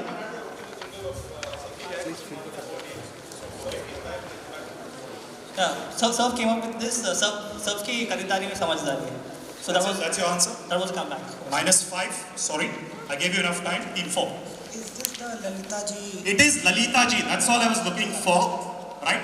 The Samajhdari and all that was there even before that. Lalita ji made it much more popular later. This is the famous Lalita ji ads that came up because suddenly Nirma, became the leader from, Unilever out of the blue, and Surf came up with Lalita ji, which is the most famous iconic moment. So -5 to team 1, +10 to team 4, team 5, your direct coming up. These were 2 inspirations for what? You see something which is Michael Jackson's boot, and you see Santa Claus. Tell me, these were the 2 specific inspirations for what? Even if you give me the overall answer, it's fine, right? Although I'm looking for something specific. If you're buzzing, please give me something very specific. Otherwise, if you give me the overall answer, I'll accept. Yes, team 5. You can still buzz. I'm going to add a clue, right? We're looking for something which is part of a very famous mascot. Yeah. Very important aspect of a mascot. No one's buzzing. Team 5.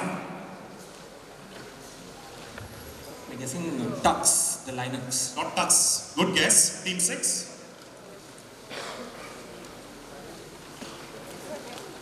Yeah, team 6. Asking you. Team 1. MailChimp. Not MailChimp. Good guess again. Team 2.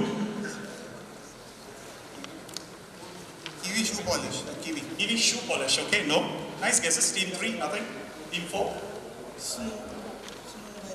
Sorry? Snoo. Okay, no. Team 5 is your direct. Audience. Yeah. Not McDonald's. Sonic the Hedgehog. Absolutely. Please look at this. This is how the famous boots of Sonic the Hedgehog came. Right, you can see the red and white comes from that, and the whole strapline thing came because of Michael Jackson's shoes. Right, so this is Sonic the Hedgehog. Good answer there, the audience. Give him a round of applause. 6 really good teams not getting it, but someone in the audience cracking that. Fantastic answer. It is team 6. Your question coming up. The posterior of an animal is called a dash or a rump. The word in question is derived. Team 1 is buzzed. The word in question is derived from the rump of a horse and was by way of analogy to one who rode behind on horseback. It originally meant one who stood behind a gambler with extra reserves of cash to back him up during a gambling session. Team 1 is pounds, team 6. Croupier. Croupier is the right answer. +10. Please utilize the buzzer. Croupier, one who's employed to collect money from a gaming table, derived from croup of an animal. +10 to team 6. Question to team 1. Raymond Eustace Grant was a Delhi-based British industrialist. He was the managing director of Govan Brothers, a leading business house of the time. Being a keen pilot, he founded the Indian National Airways. Team 6 is bust. Govan Brothers also operated Delhi flour mills set up by all of these people. He also founded the Delhi Flying Club. However, he's more famous in a different field. What is he famous for? Team 1? He's the founder of BCCI. He's the founder of BCCI. Sorry. You buzzed? He was the first secretary of BCCI. He was one of the first leading office. He was not particularly the founder, but he was one of the first secretaries of BCCI, office bearer of BCCI. I'm going to give you one chance, fair chance to clarify, so that you don't crib later, because you pounced. Just give me one answer. Govan was the first. Minus 5, treasurer of -5, team 2. He donated the land on which this thing was built. The Brabant Stadium was built. No, team 3. First president of BCCI, as simple as that, right? I give you a very fair chance to clarify, right? Plus 10. We're going to give you 5 points, team 1, right? It was your direct. It's fair that you came to BCCI, but he was the first president. He wasn't the founder. BCCI was there way before. Plus 10 to team 3, okay? Plus 5, minus 5. Team 4, your direct coming up. Here you go. A term for a certain profession, we're looking for 2 terms, comes from Portuguese word meaning foot. It was originally used in the sense of a foot soldier or a messenger. The term was more commonly used in South India, whereas another term for the same profession, derived from the metal badges that you see in the picture, were worn from the members in that profession. So there's a South Indian term and a North Indian term, or rather, terms that were popular in South India and North India. Give me 2 terms, both obviously for the same profession. What were the 2 terms we are looking for? This is a question to team 4, right? No one pouncing? Team 4, yeah. Porter and coolie. Porter and coolie. No, team 5.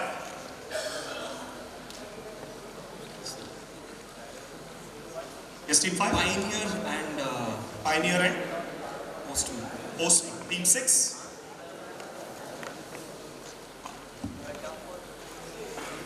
We'll say chaprasi for one of the terms. Chaprasi. And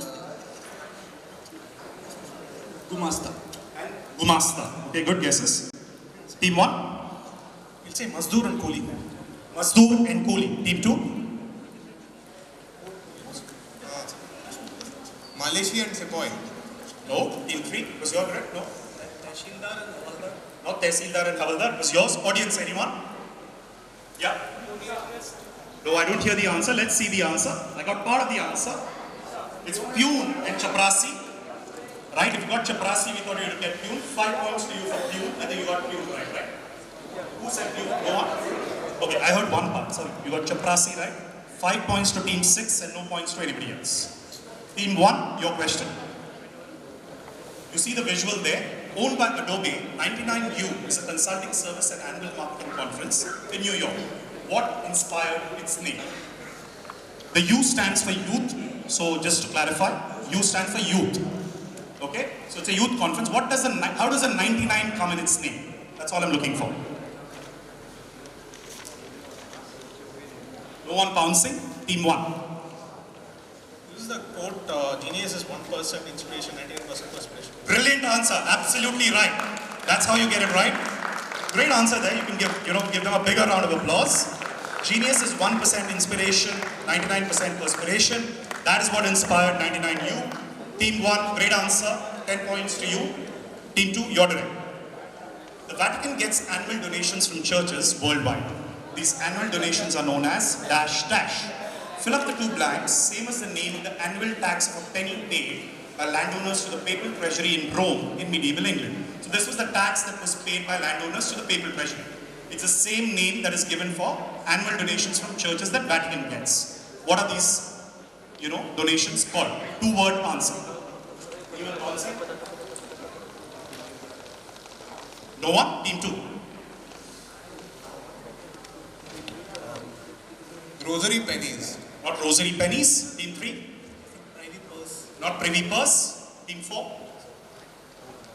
Passing. Team 5. Peppercorn rent. Not peppercorn rent.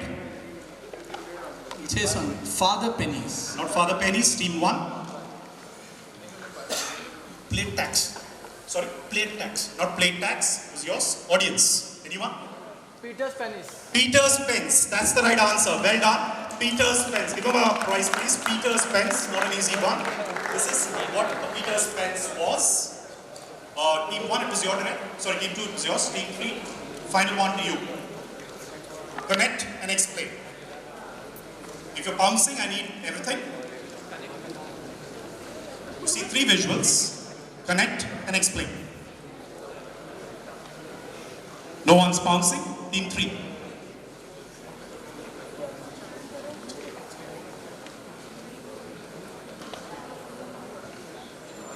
Team 3, no guess. Team 4. Google Pixel, no. Team 5. MCC. Not MCC. Team 6. Kisan. Not Kisan. Team 1. Okay, this is Ting. Like Louis Banks, he came up for Britannia. Rahul Dravid was the brand ambassador of Britannia. So Amritraj Brothers also. Team 2. Britannia, Amritraj Tennis Academy, Rahul Dravid endorsed Britannia and Ting. From. That's the complete answer. 10 points to you. 5 points to Team 1. That's why I said, please explain all 3. Right? Britannia Tennis Academy, you know, all of the other stuff has already been said. Right? 10 points to Team 2, 5 points to Team 1.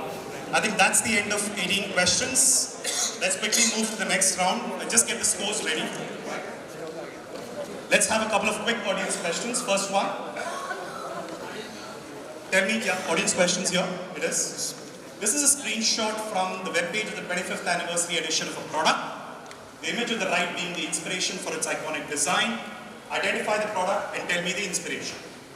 Any idea? Famous product, things, see there, it says L and so on. Okay, sorry. Why don't you folks move here because you always will have that problem. The stage is cramped. Anyone? Yeah?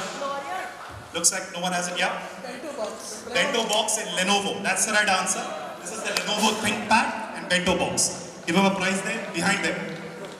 Yeah, if you were a kid in the 1990s renting VHS tapes from Blockbuster and did not do something, you would get a charge an extra 50 cents. What would you do? Yeah. Rewind, absolutely. You just needed to rewind and get the tapes. Do we have the scores? Okay, we have the scores. After the first 18 questions, folks, please move out. Team 1 at 75, Team 2 at 40, Team 3 at 5, Team 4 at 65, Team 5 at 35, and Team 6 tied at 75 as well. Right, you can start with 75, all of those scores, and move on. Let's move to the next round. Okay, and just move on to the next round. We'll come to this if we have time. This round will take a lot of time. Okay, move on. Okay, here, just stay there. This is the famous wipeout round. Okay, let's start with Team 3 with you. Move on. 60 points that you can score. You all know what it is. You choose a topic, right, and you go to the grid. Just go down. Yeah. Team 3, choose a topic. Hold on. Me Too, Solvas, logos, Amazon-owned companies, management and economic theories, football team sponsors, business books and authors, Japanese, Chinese, Korean company name and technologies. Yes, quickly. Team 3. Amazon-owned companies. Click on it. Here. Just hold on. When I tell you, you click on that, right? Okay. Team 3. Choose. Tell me the 6 that are correct. Don't tell me the incorrect ones. Audible.com. Click on Audible slowly. That's correct. 10 points to you. Tell me when you want to stop. Yeah, 10 each. They are fairly tough ones in there, if you thought they were easy. Goodreads on top, 20 points. Whole Foods, 30 points. Tell me when you want to stop. Cloudtail. You should have just stopped. You get 0 now. Right? Cloudtail is not owned by Amazon. Cloudtail is just a retailer for Amazon in India and Flipkart and so many other people. That's why I told you, be very careful when you're doing this, not so easy. Go back, sorry, 0 points to you on that one. Amazon-owned companies, click back on top. No, just go down, please. Guys, what are you doing? Just go back, please. Go back.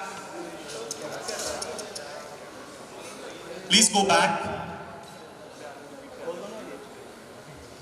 Don't do that, please. Right, that's fine. It's okay, that was only one that went bust, that's fine. Which was lowest next? Team 5, yeah. What do you want to choose? Etymologies, right at the bottom. Please click when I tell you to click and tell you where to click. Alright, please? Thank you. Yeah. So when you have to go back, you have to click on that red banner on top. Okay? Yes. Tell me the 6 that are right. Epson, son of electronic printer. Epson, son of electronic printer. 10 points. Lenovo, New Legend. Lenovo, New Legend. 20 points.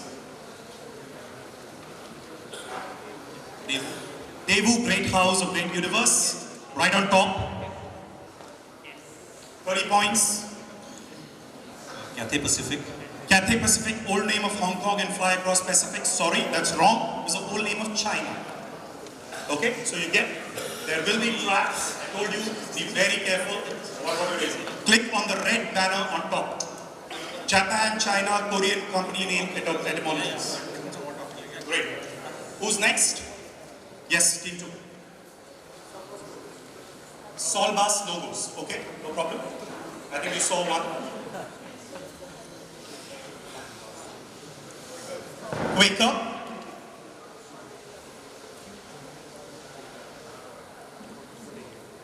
That's fine. They already saw Girl Scouts, it's fine. Bell telephone. No, don't click. Guys, go down. Just go one down. Please don't click on the logo. Click on the side. On the side.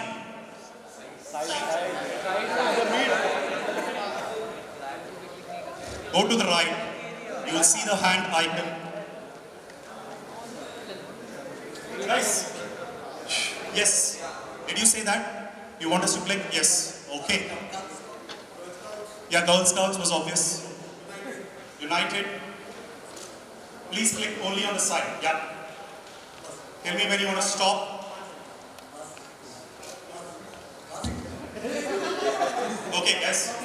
We're stopping. 40 points to you. Team 2 gets 40. Click on Sol Bass logos, please, on top. Okay. Who's next? Team 4. Yeah. Football team sponsors. Must be a favorite one. Yeah, there you go. Please hold on.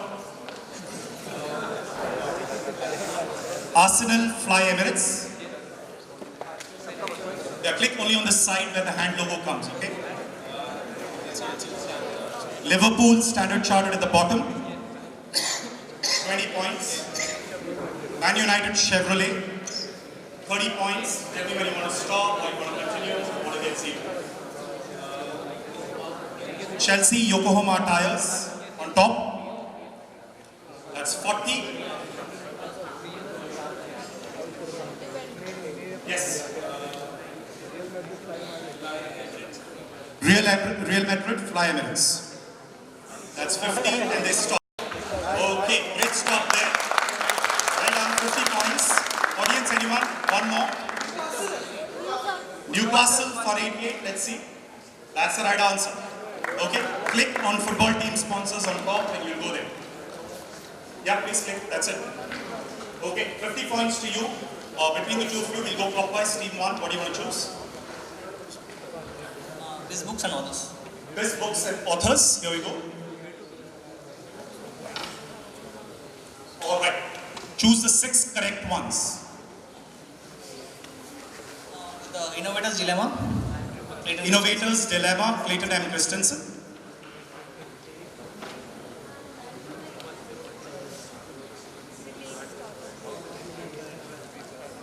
Yes, please. Quickly. On Becoming a Leader. On Becoming a Leader, Warren Bennis. 20 points.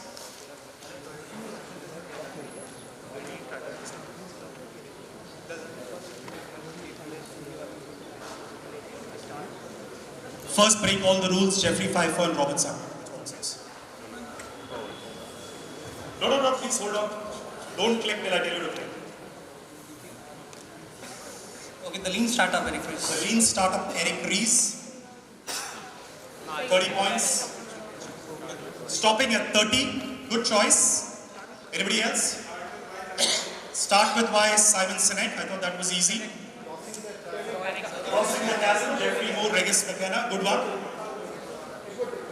Edward Deming, that's actually wrong. The Circle of Innovation, Tom Peters. That's right. Click on Business Book and Authors. 30 points to Team 1. You have a choice between 2. Your Management and Economic Theories, and you have #B2. just to clarify, hash Me2 is people who got fired because of the Me2 movement in the business world. Yeah. And then you have, because we have 7 choices. Quickly, please. Hash Me2. Okay, C-suite exec resignations because of the Me2 movement, right? Tell us. Les Moon, CEO of CBS. Bottom left, yeah. Roy Price, Amazon Studios. Roy Price, CEO of Amazon Studios. One in the middle, yeah. 20 points. Yeah. Steve Wynn, Wynn Resorts. Steve Wynn of Wynn Resorts. 30 points.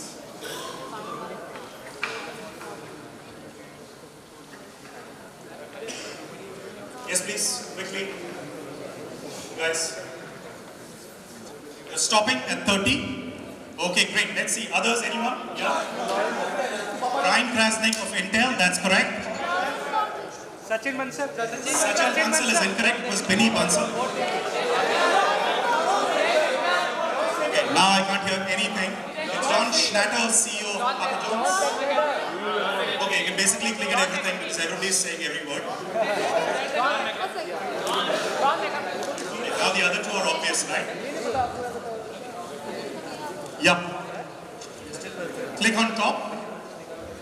Let's play one for the audience, just one. Okay, we have management and economic theories. Management and economic theory. Sorry? Management and economic theory, sir. Yeah, one, yeah. Yes, management and economic theory. Washington Consensus, John Williamson. General management theory. Okay. Just click on top. Sir, second one. Sir.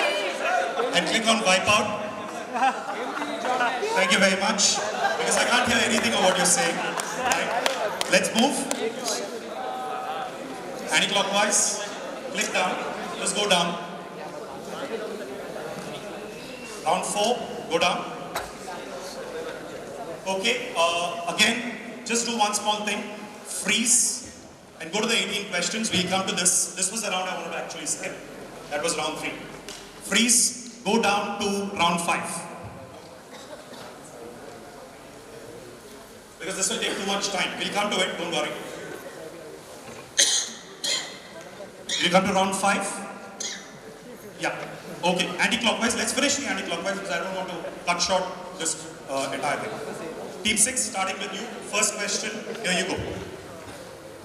Shown here is a country, the dark blue one there, in Scotland, county in Scotland. It is currently called Lanarkshire.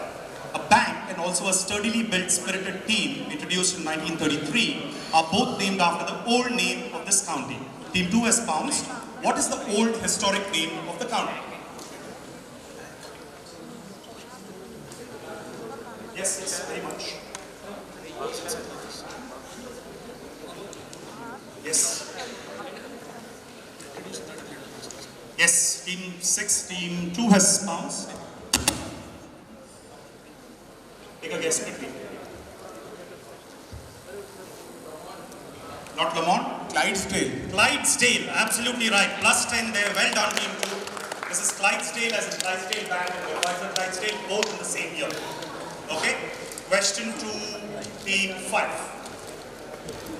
T. Boone Pickens is an American business magnate and financier. He was a well-known takeover operator and corporate trader during the 1980s. His celebrity rose so quickly after the X takeover bid that Time magazine put Pickens on the cover for the March 1985 issue. You can see the cover and all clues in the cover. X is now owned by Hindujas. Team 3 has buzzed and is one of the 7 sisters, which is the Hinduja companies. How did it get its name? So how did that company get its name?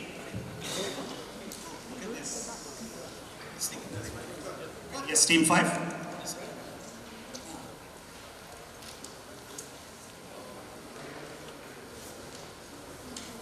Caltex or Texaco. Texaco?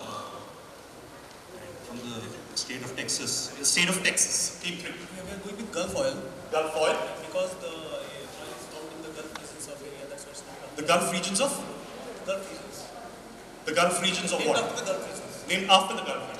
No, -5 to you, team 3. That's not the answer I was looking for. Team 4. Team 4, quick. Got enough time. Passing you team 2. Just one clarification. You want how the brand gets its name, is it? Yes, of course. Gulf and it was this thing taken from the Gulf of Mexico. That's the right answer. Plus 10 there. This is specifically the Gulf of Mexico. That's why I asked the question, not the general Gulf region. Plus 10 to you, team 2. Team 1, your direct coming up. This is the famous picture of the trio of Chris Basher, Roger Bannister, and Christopher Jarraway. Team 6 has pounced after the landmark sub 4-minute mile run in 1954. When Bannister achieved the feat, Brasher and Chatterjee were the pace setters. How is Chris Chatterjee involved with these two birds? Team 1? There was a bet about which is the faster bird, and to verify this guy was involved in that bet. And to come up with an answer, they created the Guinness Book of World Records. That's the right answer. Full 10 points to you. As simple as that. The guy who actually was involved was Chris Chatterjee, right? But they were, and this is how the Guinness Book of World Records got formed. They were trying to figure out whether the two birds, which is the golden plover or the grouse, is the fastest game bird in Europe. Plus 10, team 1, team 6, your direct coming up. Now owned by Nabisco, the first of its kind rolled off to production at the Kennedy Biscuit Works in Cambridge, Massachusetts. The owners wanted to name their delicious chewy product after a local city or town, but then thought Cambridge would be a mouthful. Boston was the other alternative, but they ruled it out. Then a factory employee nominated his hometown, which had a real zing to it. Team 5 things they know, and the name was thus born. What brand has its origins as above and is not named after a famous Englishman? Yes, team 6.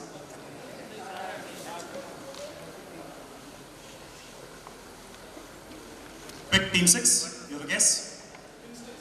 Not Winston cigarettes. Team 5? Newton, absolutely right. This is the Fig Newton or Newton, absolutely right. Plus 10 to team 5, not named after Sir Isaac Newton, but after the town called Newton in Massachusetts. Plus 10, team 5, great answer, question back to you. Here you go. This English word comes from Arabic, which literally meant house of manufacturing or manufacturing shop. But in practice in medieval Arabic, it meant government-run manufacturing, usually for the military. Team 1 thinks they know, most notably for the Navy. In the Italian maritime republics in the 12th century, the word was adopted to designate a naval dockyard, a place for building ships and military armaments for ships and repairing armed ships. What word, which for a long period of time was associated with the city of Venice? Team 1 has pounced or buzzed. Team 5, sorry. We're guessing Arsenal. Arsenal is the right answer. Absolutely right. This is how Arsenal gets its name. It was originally the Arsenal dockyard in the region of Venice. Plus 10, team 5, so 2 back-to-back, great going. Team 4, your direct.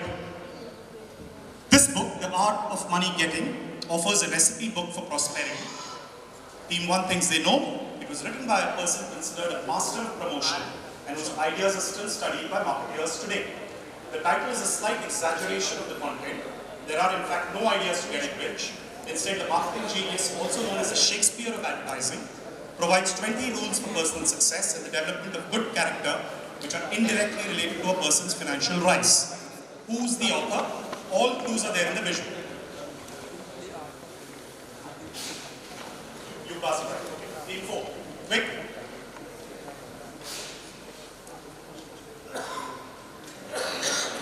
Yes, team 4.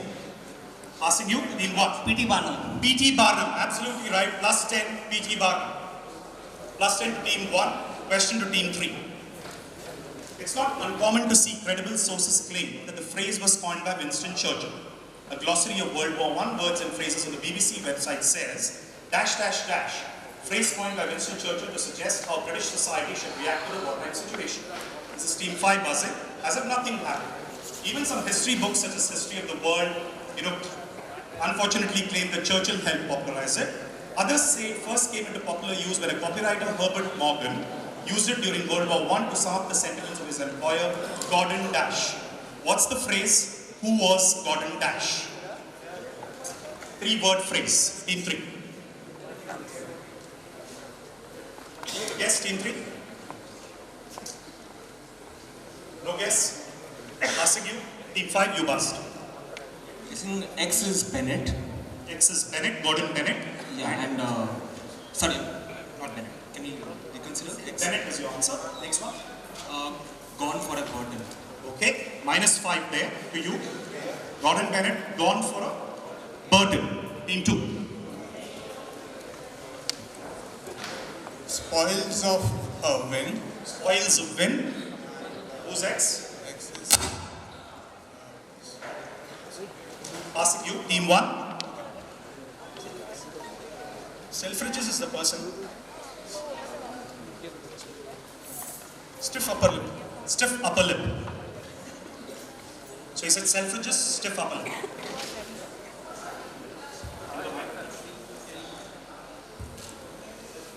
Selfridges and? Okay, team 5, it was minus for you, I'm passing you. Alright, team 4, yeah. Selfridges and Kool-Aid. Drink a Kool-Aid, no. +5 team 1 for Selfridges, that's correct. What's the term, anyone? Let's see the term, it's business as usual. Okay, as simple as that, this is business as usual. Yeah, I will that. You have to see now. Alright, team 6, you're direct. In the 1940s, Burma Shave used these roadside billboards that also became the subject of the book shown. Team 2 thinks they know it. When Philip Morris bought Burma Shave in the 1960s, why did it discontinue these signs? So it says there's a nice book called The Worst by the Side of the Road with all these Burma Shave ads. Why did it get discontinued a bit later? Team 6. Your guess?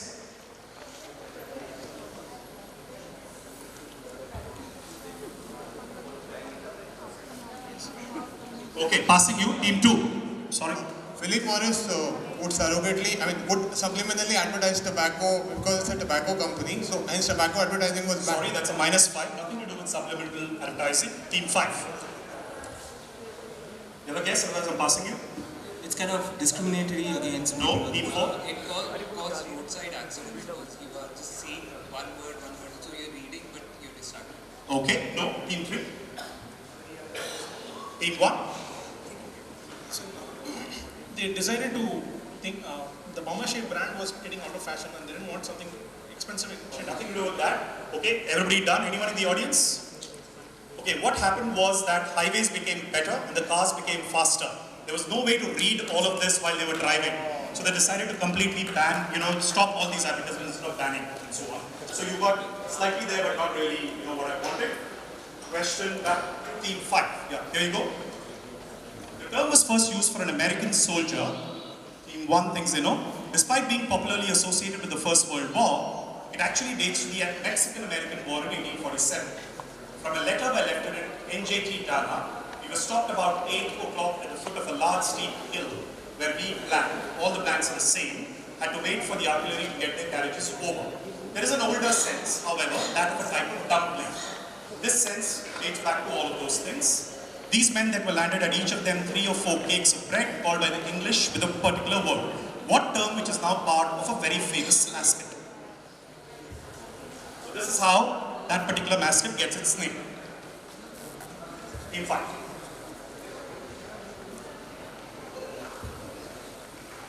Potato head. Not potato head, good guess, team 6. This is the doughboy and Pillsbury doughboy. Absolutely right. This is the origin of doughboy. Perfect answer. Great answer. +10. Audience, please give them a big round of applause. Well done. +10. Question to team 4 now.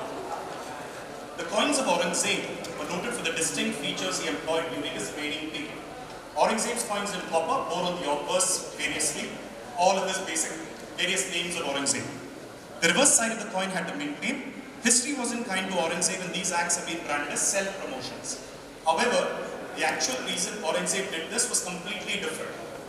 Right? He did not do, of course, one of the things where it was his name. But what was the real reason for Aurangzeb, right, to come up with all of this? Why did he not do the usual things that Akbar, Shah Jahan, and Mughal rulers did on the obverse of the coin? Team 4, was your direct? Anyone answer? Yeah. Team 1, okay. Team 4. Take a guess quickly. Did something to save, so people were melting the coin and selling. Oh, nothing to do with melting. Team 1. these coins, the previous coins had religious inscriptions like Quran verses and all that, and people were trampling on them and all that, and Aurangzeb was hyper-religious. He thought that this meant disrespect. Perfect answer. Absolutely right. Very well worked out. +10 there. Aurangzeb prohibited the use of Kalima Quranic verses in the coins because they were constantly touched by hands and feet of people. They would trample over it and so on and so forth. Great answer, team 1 on a bounce. Team 3, your direct. Shown here is a visual of Dr. Frank N. Furter from the movie The Rocky Horror Picture Show. What is the number on the tire reference to? The numbers 4711. Team 4 is bounced. Numbers 4711. This is from the Rocky Horror Picture Show. Why is Dr. Frank N. Furter? You know, what is the reference to? Team 3. No? Team 4. This is? Marilyn Monroe's number. Marilyn Monroe's number? No, -5. Team 2, nothing to do with Marilyn Monroe. Maybe you just want to put the final scores instead of doing +10s. Just do cumulative scores, it's easier. Team 2? This is a reference to Team 1? Yeah, but you're just doing time wasting time. No, I'm not. This is a reference to 7th April 1911. Around Team 1? Nothing to do with that. Move on. Yeah, it's yours. This is a reference to a brand. The 4711 is supposed to be. Passing you, Team 6. No, Team 5. Not height of Mont Blanc. Was yours? Audience, anyone? Not you, new look. No, let's see the answer. Yeah? That's correct. This is Eau de Cologne. 4711 was a reference to Eau de Cologne that was first created by John Maria. It was said that the 4711 was the house of the number of Wilhelm in Wilhelm, right? That's how the original Eau de Cologne was referred to as 4711.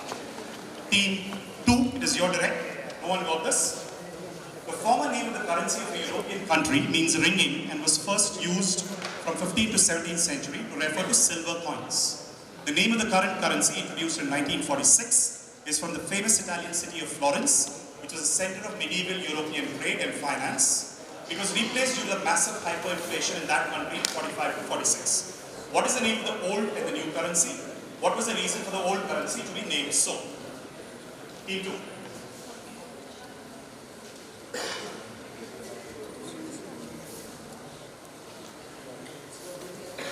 Yes, Team 2. The new currency is the florent. Forint. What's the old currency?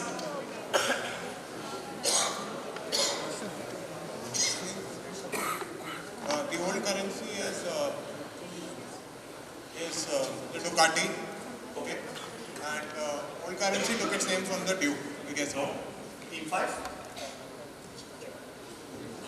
Old currency lira, new currency forint, Hungary. -5 since you got it wrong. Okay. Team 1, just to save time. Team 1. -5 to Team 5. Sorry, what did you say? He said lira and forint. Pingu and foreign. Bingo and foreign. Pingu and florint. Florint. Okay. And what's the second part?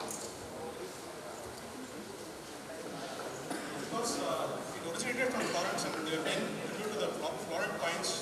That's there in the question. Team 6. He said Pingu and forint.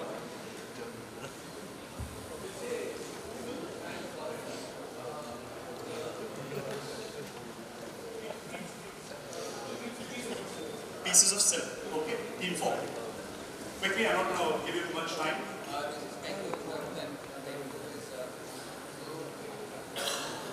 Team 3. Passing. It was yours. Okay. 5 points to Team 1 to get Pengo and Foreign. No one got the reason. Anyone why it was called Pengo? Okay, take 2 points if you want. Right. Whatever. Right. 2 points to you for Foreign. Okay. Let's see the answer. Right? Because Pengo comes from the ringing sound. So the way they could, figure out whether it's a fake coin or not was basis the amount of metal content, the striking of the hard surface. That's how the pengo sound comes in. Give you a pen sound, right? That is Hungarian there, right? For ringing. You got 5 points. Question to team 6. Shown here is the entrepreneur. Team 1 is already buzzed. Lawrence George Dash, who started this company in 1921. An Indian entrepreneur took over the reins and named the brand after the founder, who partnered with him. The English language surname originated in the 11th century in Kent. Its meaning comes from the word meaning falconry. What surname or brand? Hawkins is absolutely right. Plus 10 to you. Hawkins is right. Utilize the buzzer. Team 5, you're direct. Staying with falconry, a word used in the retail business comes from falconry. Please don't bow, buzz. No, but you buzzed. If you don't get it right, you get a minus 1. Okay? From falconry and means to bring back a hawk after it had left its perch without being told. What word that is quite popular during budgets? Yes. Rebate. Rebate is the right answer. Absolutely right.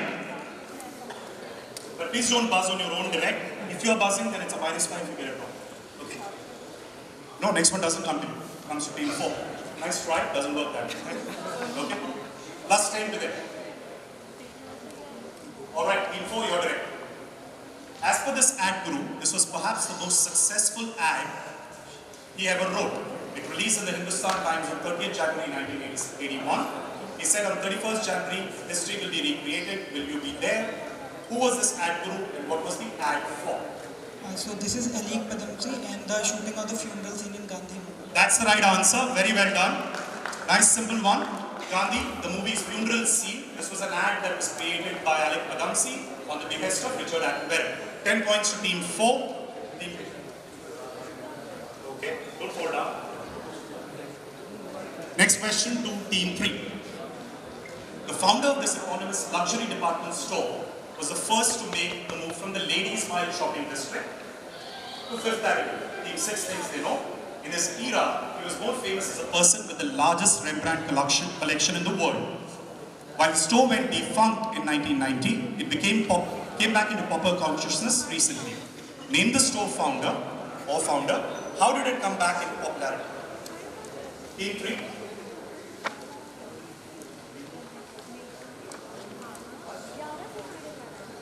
Passing you. Team 6, you bounced.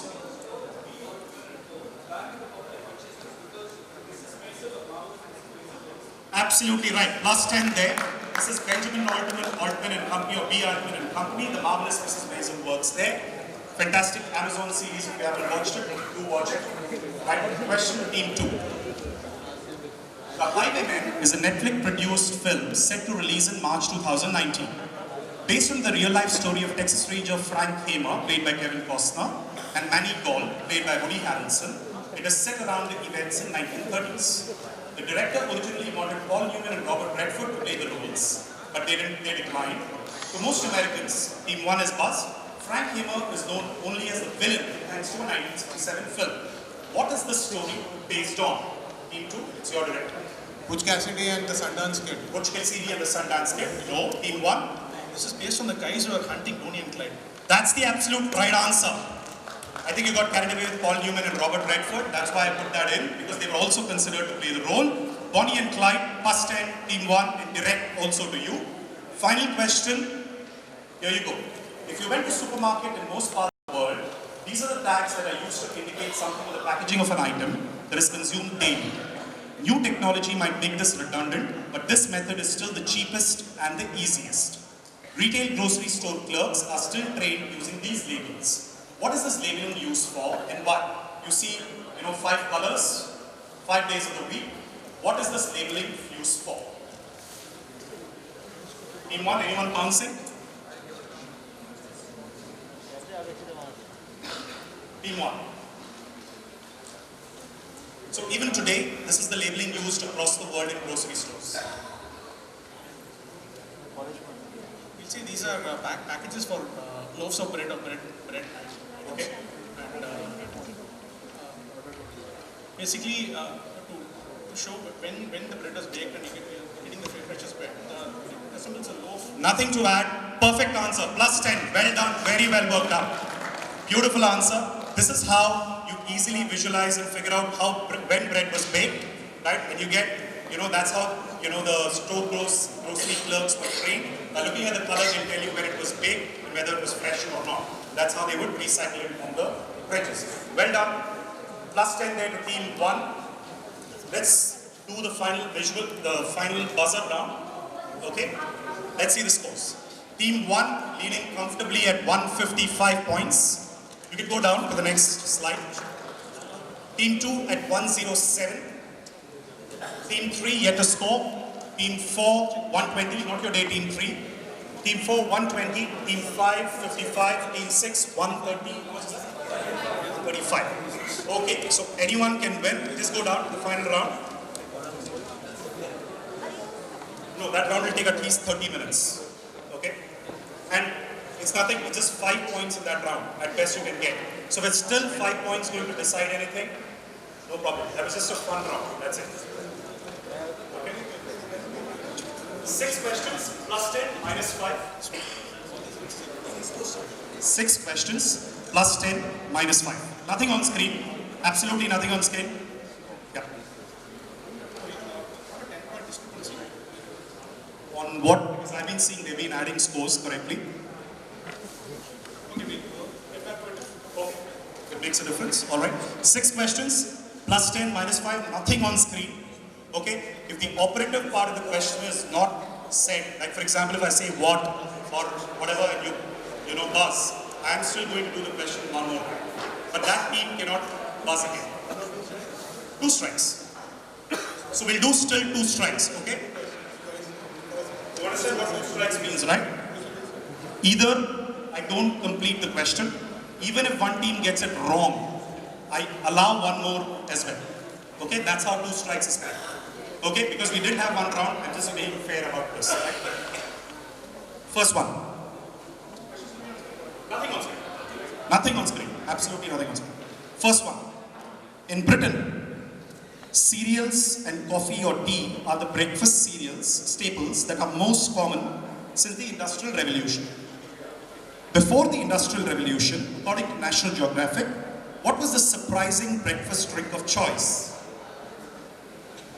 What was the breakfast drink of choice, surprisingly drink of choice in Britain before the Industrial Revolution? Coffee, tea, like in most parts of the world. What surprisingly? Okay, team 1? Ale or beer? Beer, absolutely right, plus 10, well done. Ale or beer, because it was very, very easy to do ale or beer. Well done, plus 10 to you. Reset buzzer. Okay, second question. Thanks to a particular set of installations, due to its unique geographical nature, which is the highest paying profession in the country of Chile? Chile. Tour guides on Easter Island. Not tour guides on Easter Island. One more chance to reset. Yes, I will. Please reset. Because of a particular set of installations due to its geographical nature, which is the highest paying profession in Chile. Anyone buzzing? No one? I'm closing it. Anyone in the audience? Oh, it's astronomy because of telescopes. Right? The biggest telescopes in the world are in Chile. Astronomy is the highest paying profession because of that. Complete the title of this biography by Carolyn Seaborn. That's the name of the author. Complete the title of this biography. The Man Who Was Dash, The Life and Times of Condé Nast. Yes, team 2, you got an answer? Was. Sorry, minus 5. Hold on, please reset. Anyone buzzing? Team 1 buzzing, yeah. Vogue. Vogue, absolutely right. Plus 10. The Man Who Was Vogue. Right. I think team 1 has pretty much sealed it. 3 more questions. Most of us have experienced this. The medical name is sphenopalatine ganglion brain freeze. Okay, let me complete the question. It's also commonly known as brain freeze. Please reset. Question is still open. Where you get a stinging sensation at the top of right of the head. What causes this sensation? Or tell us the even more commoner name. What causes this sensation? What causes brain freeze? Well, it's a business quiz, so I want to put brain freeze. No one? Team 2. Excessive consumption of cold beverages. It have too much of, say, ice and... Ice cream, cold stuff. As soon as you get it, you get brain freeze. That's the thing. So if they just said ice cream, you should have waited, right? To be fair, right? Plus 10. Okay. Do we have a winner? We have, I think, a clear winner, 175. I think you have a fight for 2 and 3 between 4 and 5. 2 more questions. Yeah, I don't think anybody else can. Yeah, of course you can finish early, right? So it's pretty much between 2, 4 and 6. Others, it's up to you if you want to spoil their party. This nickname was given by Patricia Schroeder, a Democratic congresswoman from Colorado, to Ronald Reagan. Teflon president, yeah, that's the right answer. Okay, team 5. I think pretty much no one can, do anything about it now. I think we've got our winners, right? Excellent. So let's see who are the winners out here. Team 1, before we end the quiz, we started a bit late, so we had to hurry up, so I apologize for that. But I wanted to finish all of this. Do you still want to play that round? 5 points for that round? I don't think it will make any difference, according to me, right? So even if you get it, right? So just, first of all, thank you. Amrendra, thank you so much. Director sir, thank you so much for being here. And Mitesh, you're always there here. Thank you so much for sponsoring the quiz as always. I hope all of you enjoyed it. Right? Well done, Ernst & Young. Finishing second runners-up, the team from Bangalore, Nexus Consulting, and winning the quiz, I think for the 3rd year in a row, or maybe more, I don't know. The 3rd year I have done. Patrick, yes, is the team from TCS and Sai Mitra, Raghanthan and Naveen. Well done. Have a great day. Thank you.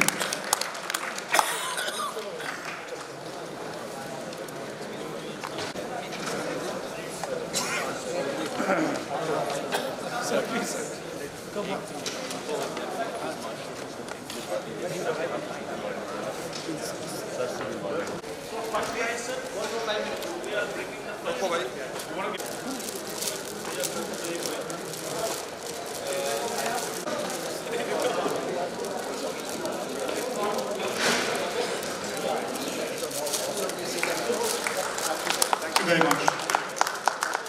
Thank you, Nitesh. Audience is 2 minutes and we'll be done. I think it's only fair that you applaud our sponsors, director sir, everybody is on stage. Just 2 more minutes.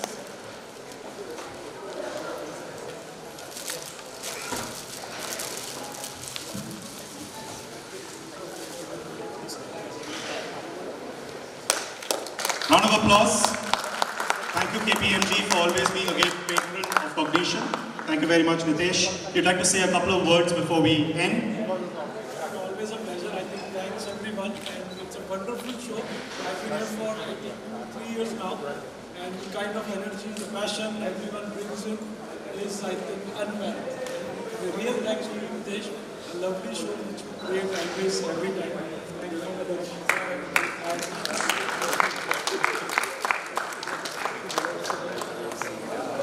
So I can just say that this quiz is becoming popular year by year because of a quiz master like Mr. Agarwal and supporter like Mr. Jain. Thank you.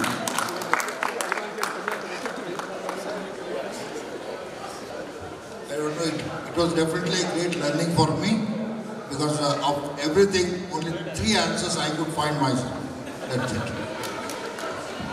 Thank you all very much for the wonderful support you have been giving us here. So kindly. So announcing the winners, coming second runners up for the quiz, we have the team from Ernst & Young. Please give them a round of applause. Well done. Fantastic team, has been very consistent.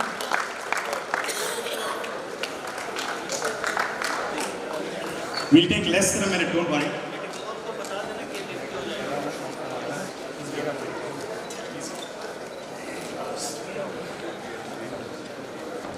Round of applause to the team coming second runners-up, Ernst & Young.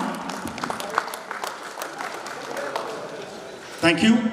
Now for the team coming runners-up. I think they came runners-up with a different combination last year, all the way from Bangalore, Nexus Consulting.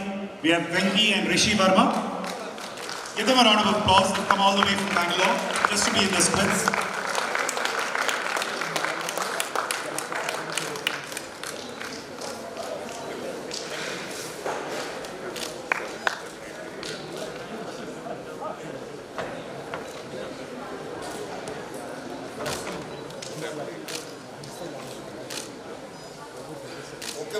Thank you very much. Thank you, sir.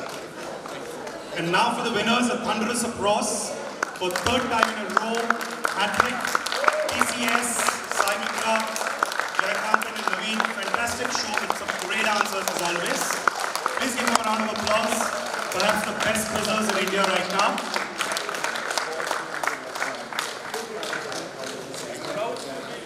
So TCS, Chennai and Sai Mitra, Hyderabad.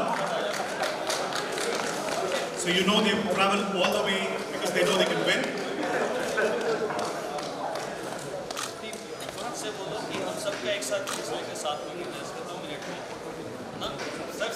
Can we have all winners up on stage first for a minute, please? नीचे बैठ जाओ. इस side में आ जाओ, इधर आ जाओ.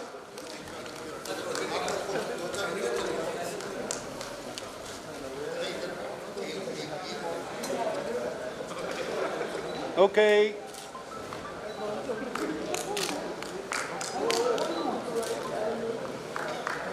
Okay, watch my camera, please. Thank you. Thank you very much. Have a good night.